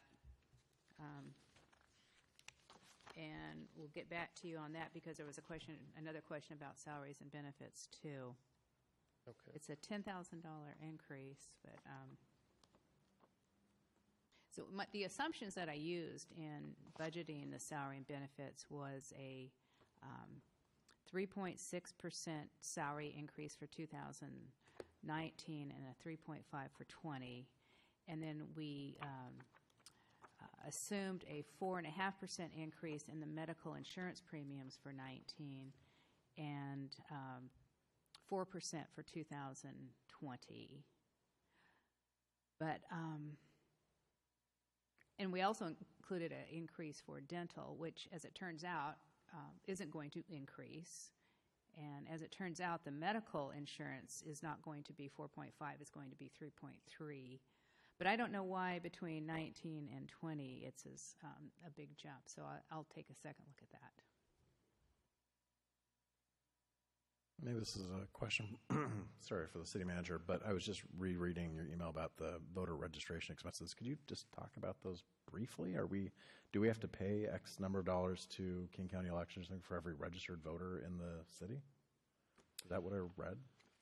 Yeah, and we don't have any say on what that amount is. We just pay what they tell us our share is. So. Interesting. And it's only 50 grand, so could we absorb it? Yes, but all those little things add up. That's what's frustrating, and the King County Council, they're the ones who adopt the budget, and they adopt those increases and spread them across to the cities. I think it'd be worth taking up with our King County Council member, just pointing that out. It's little, but it's still. He might be as unaware of it as I was until September. So yeah. Okay. Thank you.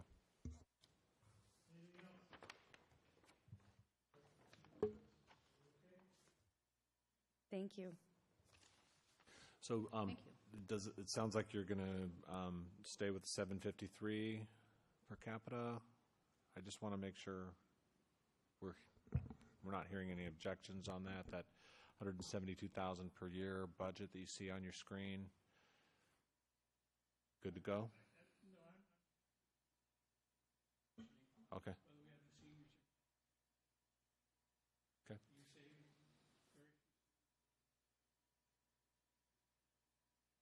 In terms of the question, happy or not, I mean, we're going to have a chance to revisit this and scrutinize and suggest cuts to this or that organization later if we wished. Yeah. Oh, we're not going to approve a budget later? We're going to approve the budget. Right. But this is all we're going to cover on this section of the budget. But yeah, at some point though, we'll be able to say, okay, we think that this ought to be reduced, or cut this or that contribution to that program, et cetera.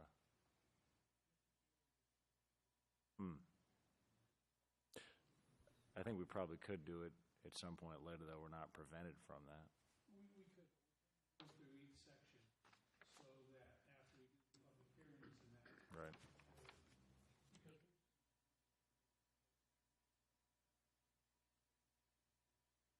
So, yeah, this is definitely not a commitment to being happy or otherwise with the budget, but bearing some further scrutiny from my part. Okay, thank you. Okay. This is something that I brought up to Kelly, and it's, again, partly where I sit in my day job. I was struck by, noticing some organizations that I'm very familiar with on this list that other fund sources spend considerable amounts of money on. And I don't know, I have a funny feeling it's not in our purview to change that application, but I would love it if there was some comment made to whoever does do that the applicants are clearer about what these funds are going toward. And if they are simply blended in with all the other fund sources and they go to one big general fund, that's fine. But they need to be clear about it, is it a portion of their service? Is it a specific program within their larger agency? Is it all one big blend? It's definitely not clear from those applications. I think you're pretty clear on about Kenmore and how much is being spent. Kenmore and Kenmore residents, right? Because that's been something we're very, very concerned with. We want to make sure that our human service dollars are staying in Kenmore as much as possible. Right. That's a big thing for us. Councilmember Sharpnick, I'd be happy to voice that with the group. Yeah, it's just passing along that message. For the next application period. Yeah, because they're done in a kind of uneven fashion, so it's hard to interpret. At least it was for me. I mean, Kelly's looking at them with a more trained eye, I think. But You work with this every day, so yeah. So some of them, yeah. All right. Thank you. Thank you, Kelly. Excuse me. down to the wire, you. How about that? The team has dwindled. Well, I have the city manager. Yes, you do. And the assistant city manager. Yes. And the city clerk. So we'll move into the finance administration budget. And as you know, that's my budget.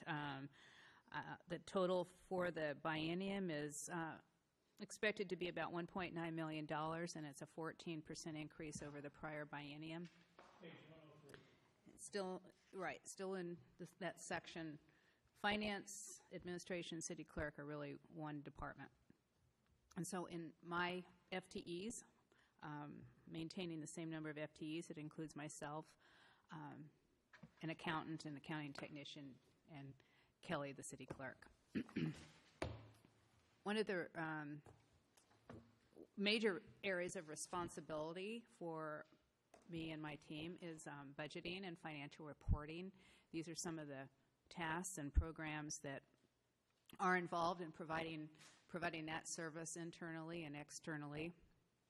We work on the budget, the monthly financial reports and the audits. We're very involved in the CIP planning and long-range planning, investing in the city's excess cash and debt management. We're also responsible for human resource management, which includes preparing and managing all the recruitments,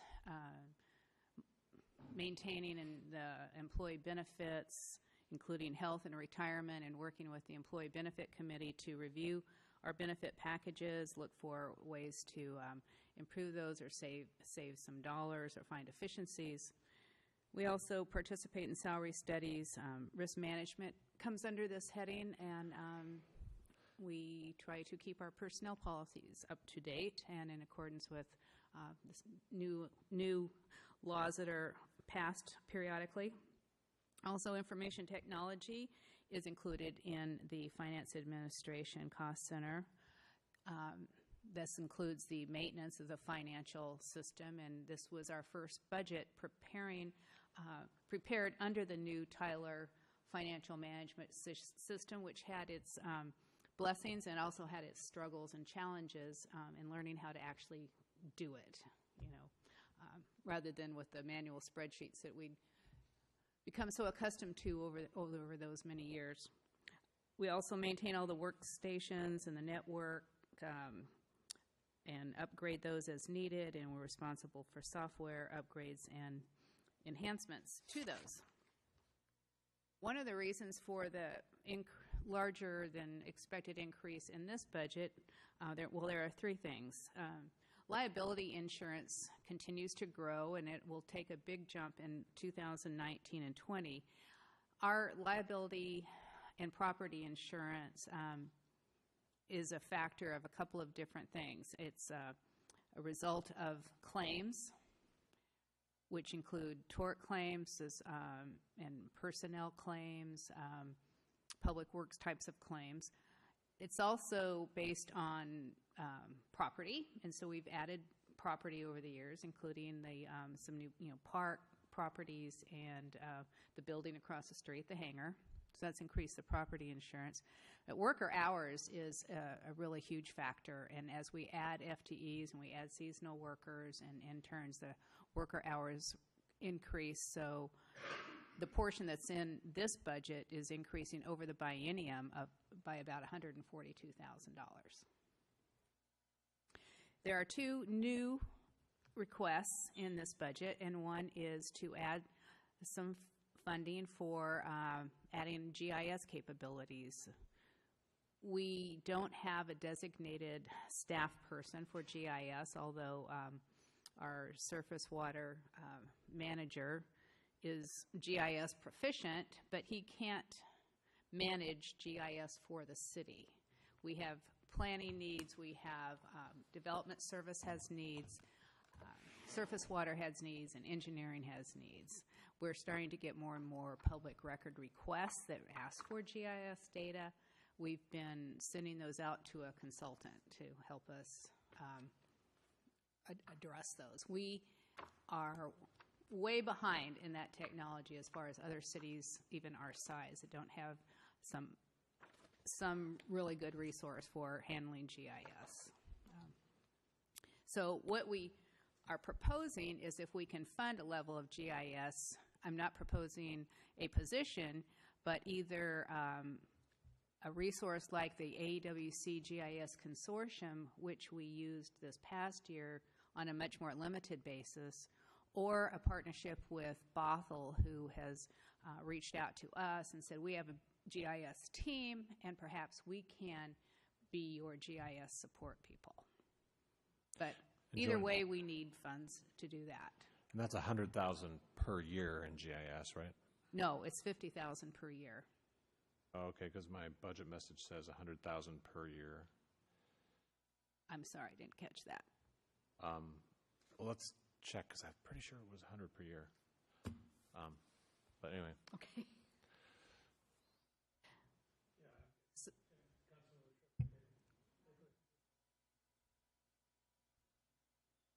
That's great that we're looking at a Bothell option to share the cost. I understand, though, that North Shore Utility District has GIS capabilities or data somehow. Have we looked into that at all? I know they do. They have GIS people, and they could be a resource as well. We talked to them, gosh, probably 5, 6, 7 years ago about that, and I don't know why nothing came of it. But I think Bothell, being a similar municipality, understanding the needs that we specifically have, might be a better fit. But we want to explore that. we're going to have to pay for it either way. Yeah, we should definitely look into NUD. I do remember we looked into it a few years ago, and I think it had something to do with the fact that they built their own system instead of using like a software company to help them. Yeah. And so it's all dependent on their people, and if their people go, the knowledge goes. It might have been very proprietary. Yeah, proprietary And just to NUD. That's what my foggy memory is telling me, but we can find out. Yeah, it'd be awesome just to make sure that we make sure we're not like missing a good opportunity, whatever it was, if there is one. Maybe there's not, as you say. Yeah, good point.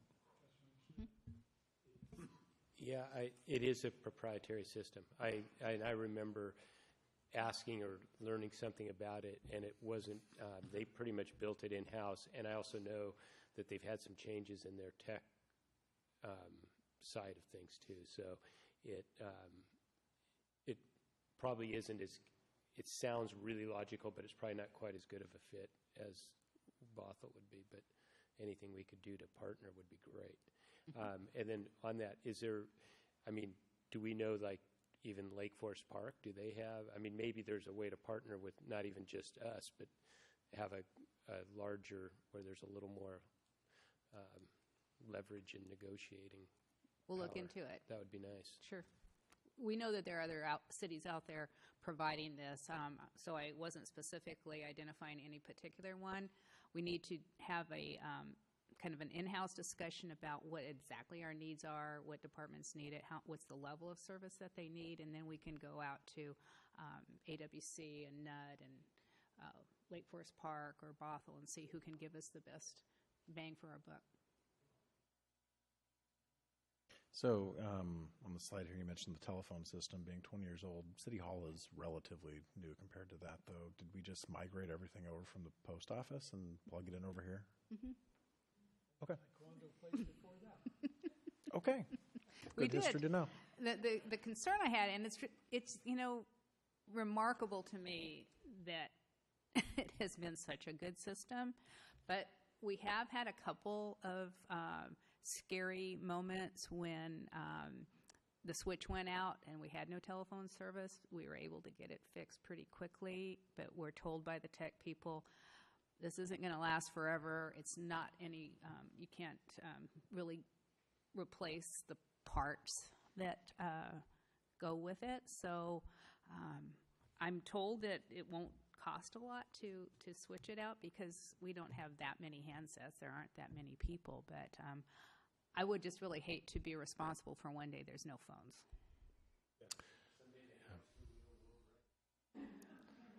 Yeah, when I was in Gig Harbor, we had this, I think the same phone system, and the tech said, hey, you've got this motherboard with this chip and this processor here, and the whole phone system depends on it, and it's irreplaceable. You can't, there's not another one of those motherboards around. So if that motherboard dies and burns up, you have no phone system. So we got a phone system the next year, a new one. But, and so I think, is it that bad with us, or? It is? That's what I've been told. Yeah. I'm not the expert, but anything that's 20 years old needs a second look. Especially, I think it's a pretty reasonable price. And we would like to then look at technology that's integrated with the network.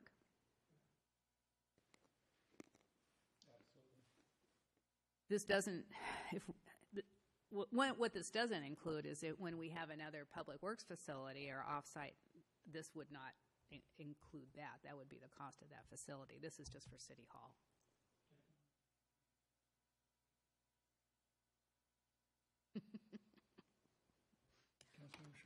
On the GIS, while I appreciate the functionality of it, I mean, that's my husband's new credential, but I also appreciate what you said as, we need to figure out what the need is. So I'm kind of hoping that it's, in fact, it was one of the things on my list, that it's the 50,000 as opposed to the 100,000 per year, because without really knowing what, I don't know, I just have a little bit of a problem of putting it in the budget without really knowing what the need is. putting it in the budget at all? Well, yeah. I can mean, tell you next because week it what sounds we like did. the rationale is we're keeping up with the other cities, and it's like, well, what's the need? Oh, no, Yeah, that's not the so- rationale. Okay. That's not, I'm just surprised that we are so far behind in that area. Yeah. But every day there's a need for GIS. We have to bring in interns during the summer to update our critical area maps. We can't keep the engineering files up to date without bringing on, short-term help. So this year, when we worked with the AWC, we bought 200 hours worth of their time, and we went through it pretty fast. And we found that we had GIS files and documents all over the network, not in any organized fashion. So they're going to help us sort of corral those, and then they helped. Like, we received a couple of public records requests from Sound Transit for different spatial maps that they need for our area. None of us on site even knew where to find those, but we were able to have AWC find those for us and put them in a format that we could provide then to those agencies. Okay. But no, I'm just surprised that we are as behind in that. But every day somebody's needing GIS data. We use it for our infrastructure and surface water, and we'll be using it for our infrastructure with the streets. On page 25 of the budget, in the city manager budget message, I attempt to make the case for GIS, so I spend a page on it, talking about the need. If you need additional information above and beyond that, let us know, and we'd be happy to provide it. That's right.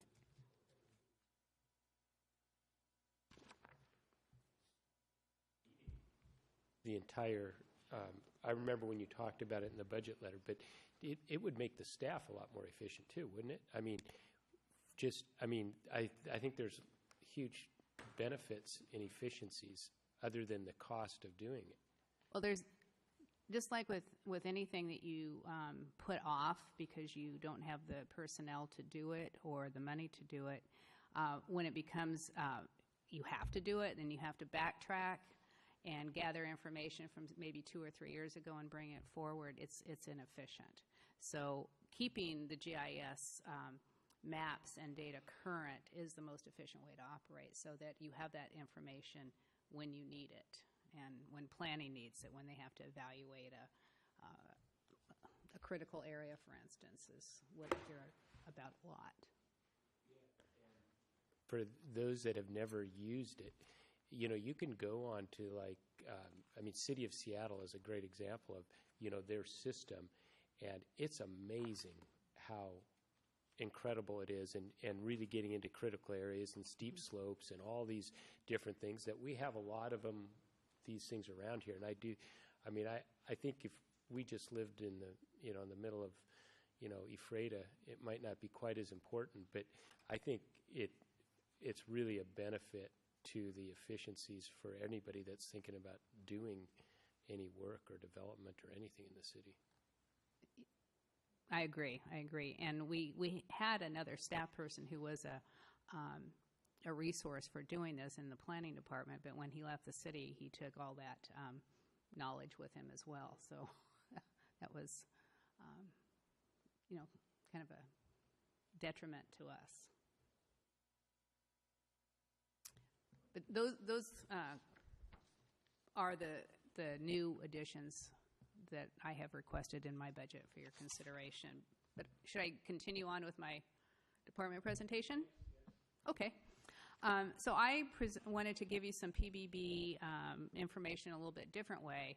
So I thought I would look at the PBB programs in the finance administration area and which programs scored at the top, which were the highest scoring quartile one, biggest bang for the buck programs, and these are those. The budget monitoring and budget amendment work that we do, which doesn't have a huge cost related to it. CIP development is a very critical and essential function.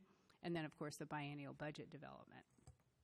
And then I thought, well, what are the most which programs take the most resources, regardless of what quartile they're in. And this is what I found, that risk management is our single most costly program, and it's mainly because of the property and liability premiums associated with it.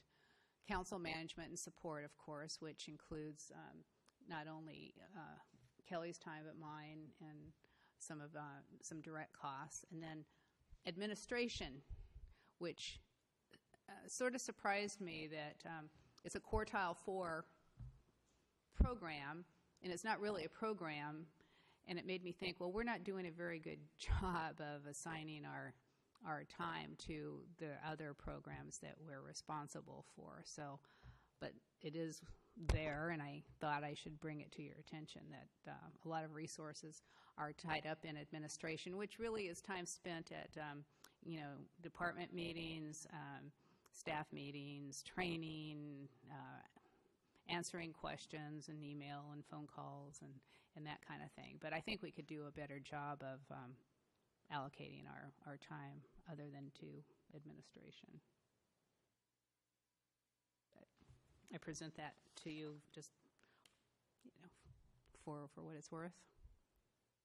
So that concludes the Finance and Administration budget presentation. Before I move on, are there any questions?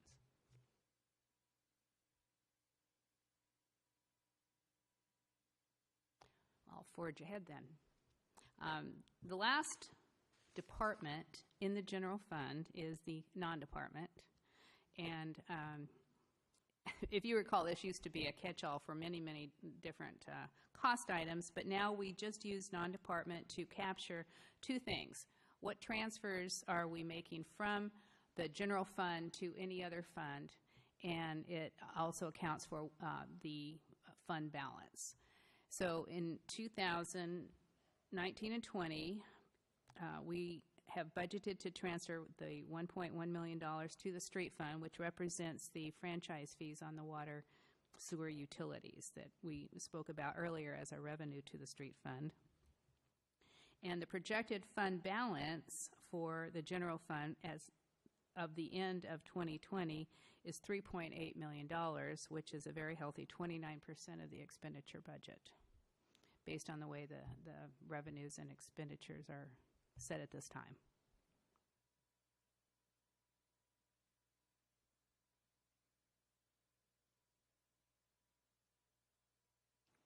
So since we've gotten to the end of the general fund, are there any other questions that you would like to ask about the general fund revenues and expenses, or follow-up items that I can bring back to you even perhaps tomorrow night?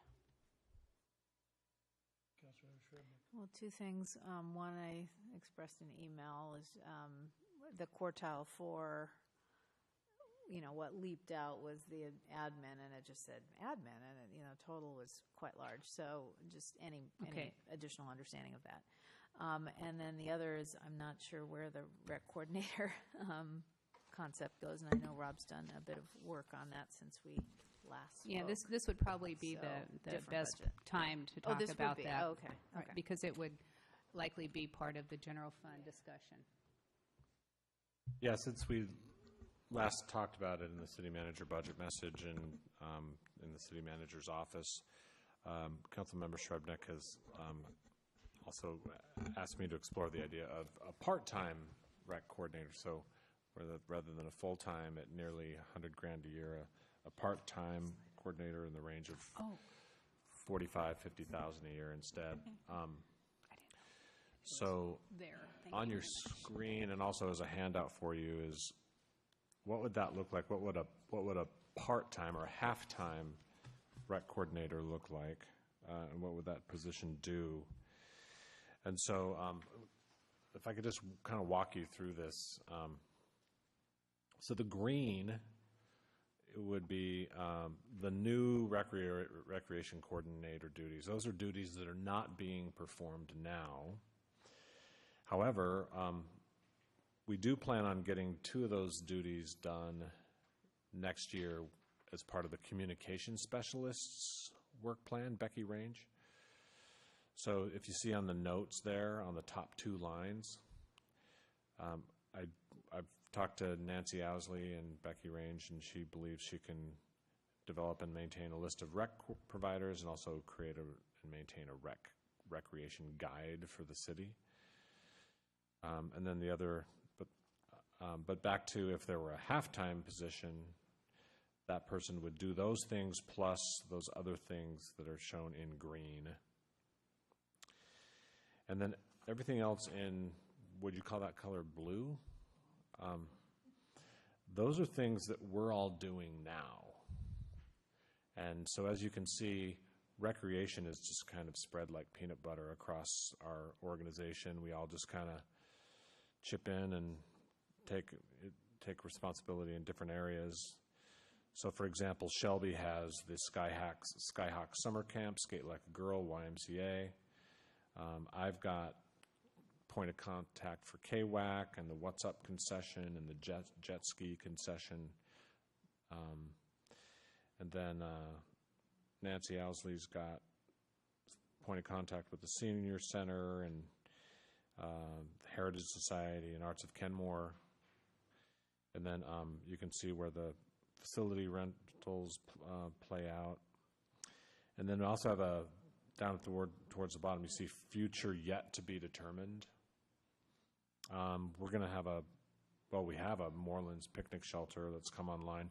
I'm recommending, but it's your decision, but I'm recommending right now, and we'll need to have a conversation about it later, but I'm recommending right now that particular shelter just be open and not reservable.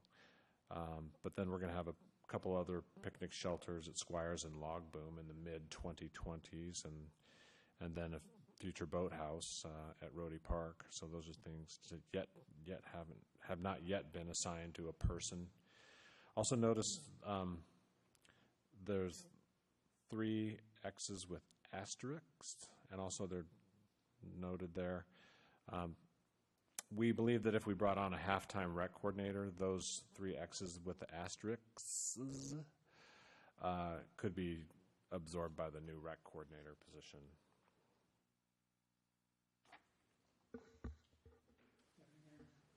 So just correct me if I'm reading this wrong, but if I'm reading this correctly, then the only kind of 2 new items that would be taken care of by the rec coordinator that aren't already covered by somebody else would be rec visioning and prioritization of rec needs and nonprofit board support, and also the future to be determined.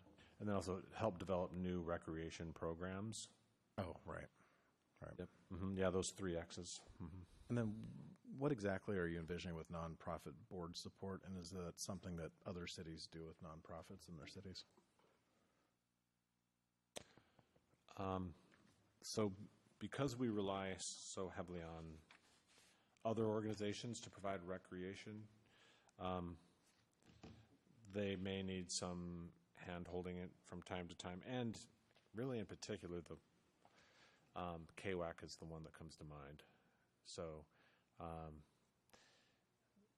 Councilmember Shrebnick, I don't know if you want to elaborate on that at all.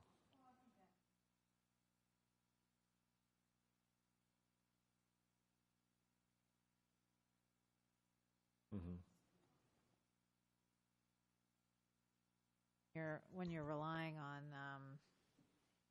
volunteers to do your programming, they sometimes need support. I mean, we're basically saying, as a city, we don't provide recreational programming. Not all cities do. Smaller ones typically don't, and so that's a decision. But in the absence of that, providing some support is not unreasonable.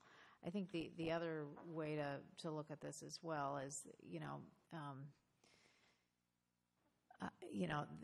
there's somewhat of a mix and match. So, there's some things that are asterisks that could be offloaded. If you decide that you have enough recreational programming, that means more things from other people could be offloaded. So, I mean, the point is that these tasks are distributed around various staff. They're not coordinated. There's certain costs with that. So as I've said, I mean, sort of like GIS, we're, substantially behind, so to speak, other cities in our front-facing recreational coordinate, development. I mean, we have nothing visible, even though there are some things that are happening, and no coordinated response, no kind of thoughtfulness about how to have recreation in our city. It's sort of whoever approaches the city just sort of happens organically, which, so far has kind of sort of been okay. But, it's not it'd be hard pressed to call it a program or a system. And, all the other cities of our size at least have some articulation of, what their system of recreational programs is.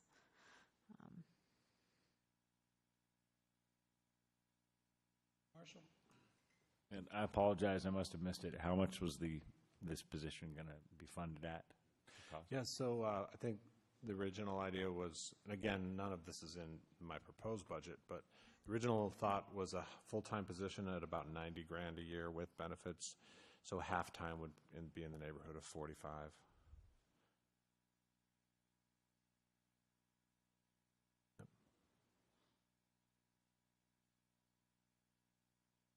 Councilmember Shrevenick? I mean, I don't know what to say. I mean, this was my proposal. I realize this is a tough budget discussion, so I fully get that, which makes it hard to even propose it. But I do, feel like it's another one of those things that's forward-facing to people who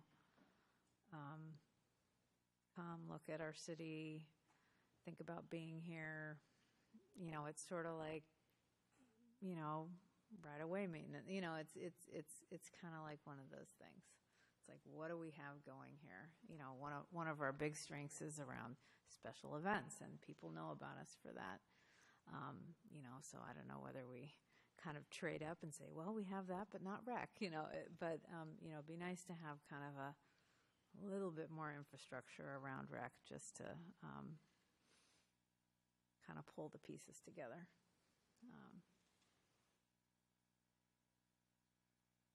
Brought up streets and parks and whatever, and I mean, if we're looking at hiring 4 parks or 4 maintenance people instead of 5, adding another half-time position when trying to get rid of the 3.5% property tax increase and trying to.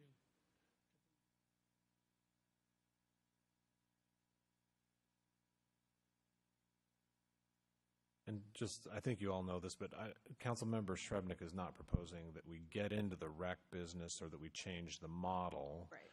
So where we're directly providing recreation programs, she just wants us it to be better coordinated and better run. Publicized too, where that coordinator would do some. Is there, now the website's being up, there's some updates on that. Is there any efficiencies that could be gained through some consolidation somehow on what's on the website? I realize that's a far cry from having a coordinator, but I'm just wondering if there's something that somehow can be some level of direction and consolidation that goes on as far as where it's a little clearer for people to know where to go and to how to get their answers, because I would have a hard time supporting it, basically.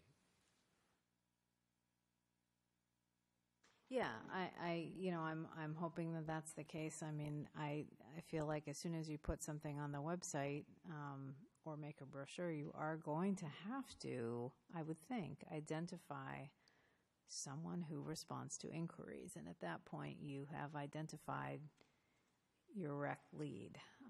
So whether or not that's an existing person or not, I think that's pretty hard pressed. The other thing that I mentioned, I mean, I had my whole little spiel, as you remember, in May about this, but one of the things that I continue to feel uncomfortable about is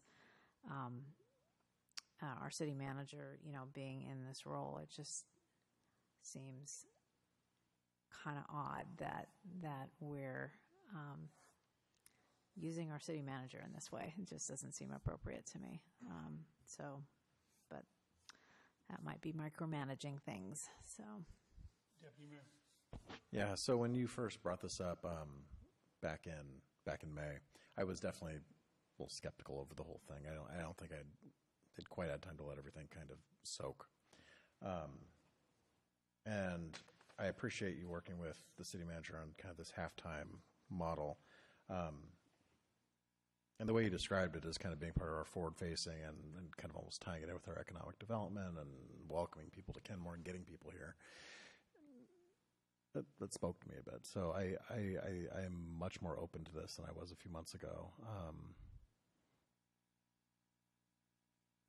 I don't know if I'm 100% there yet, but I think I'm almost there at this point. So I don't know what we do with that, but just for whatever it's worth.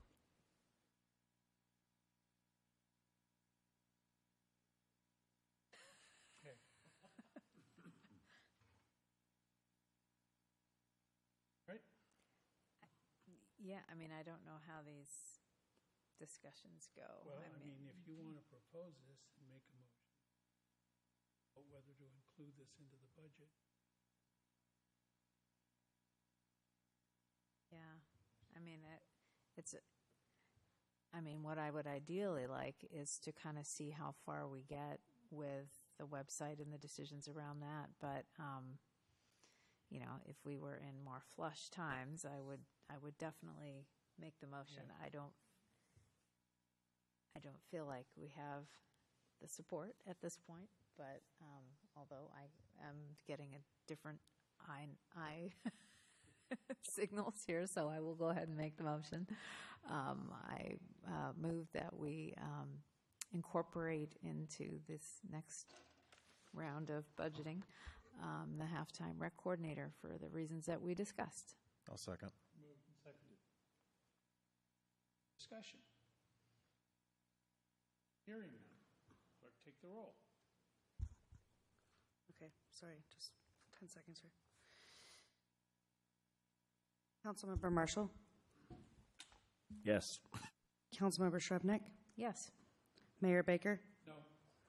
Deputy Mayor Herbig? Yes. Councilmember Smith? No. 3-2, passed. So I'm just curious, how do we rectify that with, all right. That's both important. Is that it? That's up to you. I have more prepared. So we can continue these discussions tomorrow night. All right. Staff report.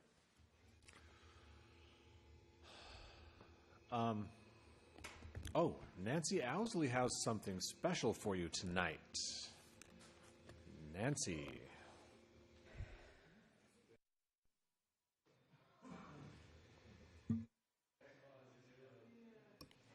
I brought gifts.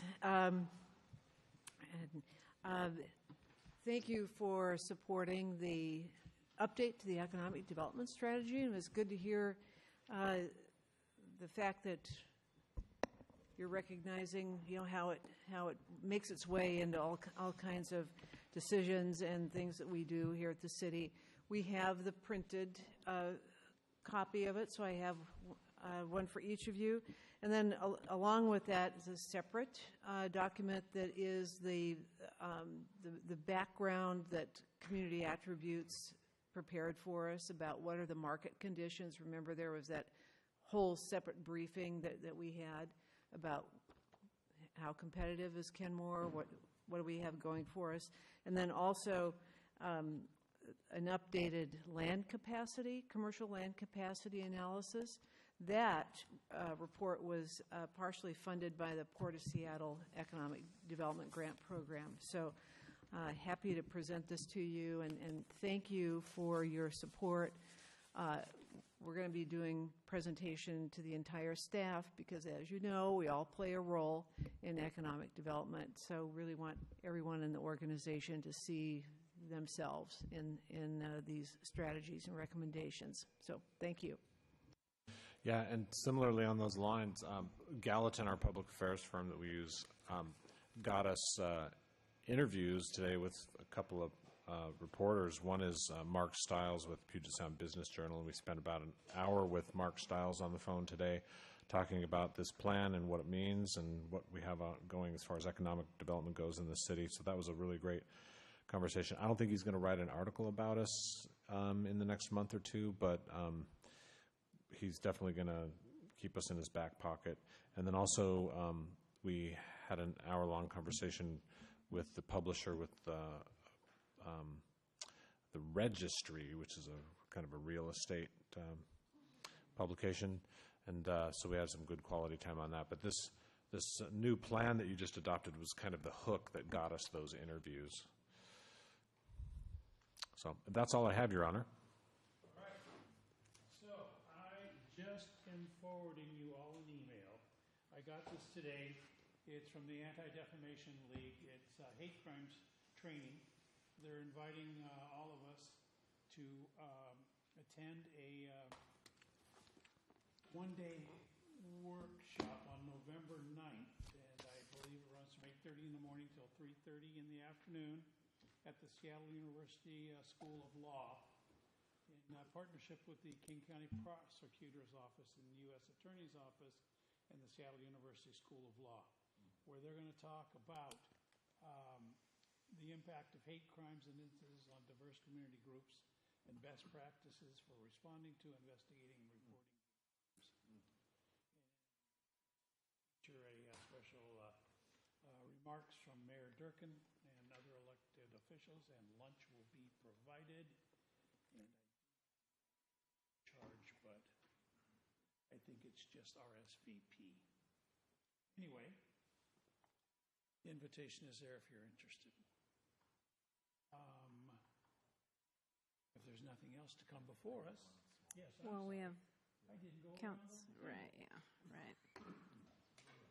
I'll start over there. Councilmember Smith. Councilmember Marshall. I've got to say that observation by the Lake Forest Park mayor really hit me tonight. What's his name again, too? Jeff Johnson. Mayor Johnson, yeah, he started out by saying, you know, Lake Forest Park doesn't want to become a big city. We don't want to become a big city. And I just wanted to highlight that, to ponder, you know, in terms of seeking a balance with all the issues of growth that we're facing right now, and trying to keep what is best, and, you know, not getting too out of hand with increasing urbanization. Councilor Shrubnik. I have a couple things. One is a tag on to what you just announced. I almost didn't come tonight. The vigil at the temple where my grandfather was a rabbi for over 30 years was having their vigil tonight at 7 o'clock. And November 9th, which is my birthday, and I'll be gone actually, is also the same day as Kristallnacht, which was the killing of, it's called the Night of Broken Glass. It's the one of the major pogroms against the Jews in 1938. World War II. Yes, during part of World War II. So that was one. So it's a difficult time. But the other thing, totally unrelated to that, is I would like us to take a position as a council on it's hard to shift gears, the Route 234. And I don't know how we do that. I think in the past when I was suggesting something like this, I actually wrote the little letter, but I feel like I'm putting work on staff. That we take a position that we do not want to have the loss of scheduled service in that area, the bus route, because I think the loss of scheduled service is pretty important, and the idea that, teens are just going to pick up the phone and call, essentially dial a ride, is, I think, really unrealistic. And that route provides significant service to the high school. So I guess I'd like to put our voices together for a statement that we would support continuing some method of scheduled service to that area. That's easy to do. Yeah. Anybody object to staff drafting a letter to Metro and in favor of keeping that And service? it's up to between Arrowhead and Inglemoor, correct? Yes. Right? But there were. This doesn't mean that we're saying don't do what you're going to do and extend it further south as well, right? Well, that bus route already goes further south. They're just changing. They're taking that route out.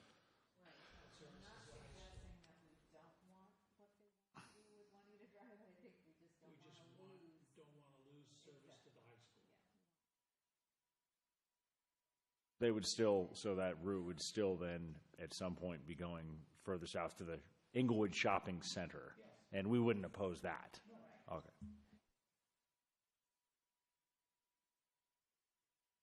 Is that doable? Yes, we'll write a letter for the mayor's signature.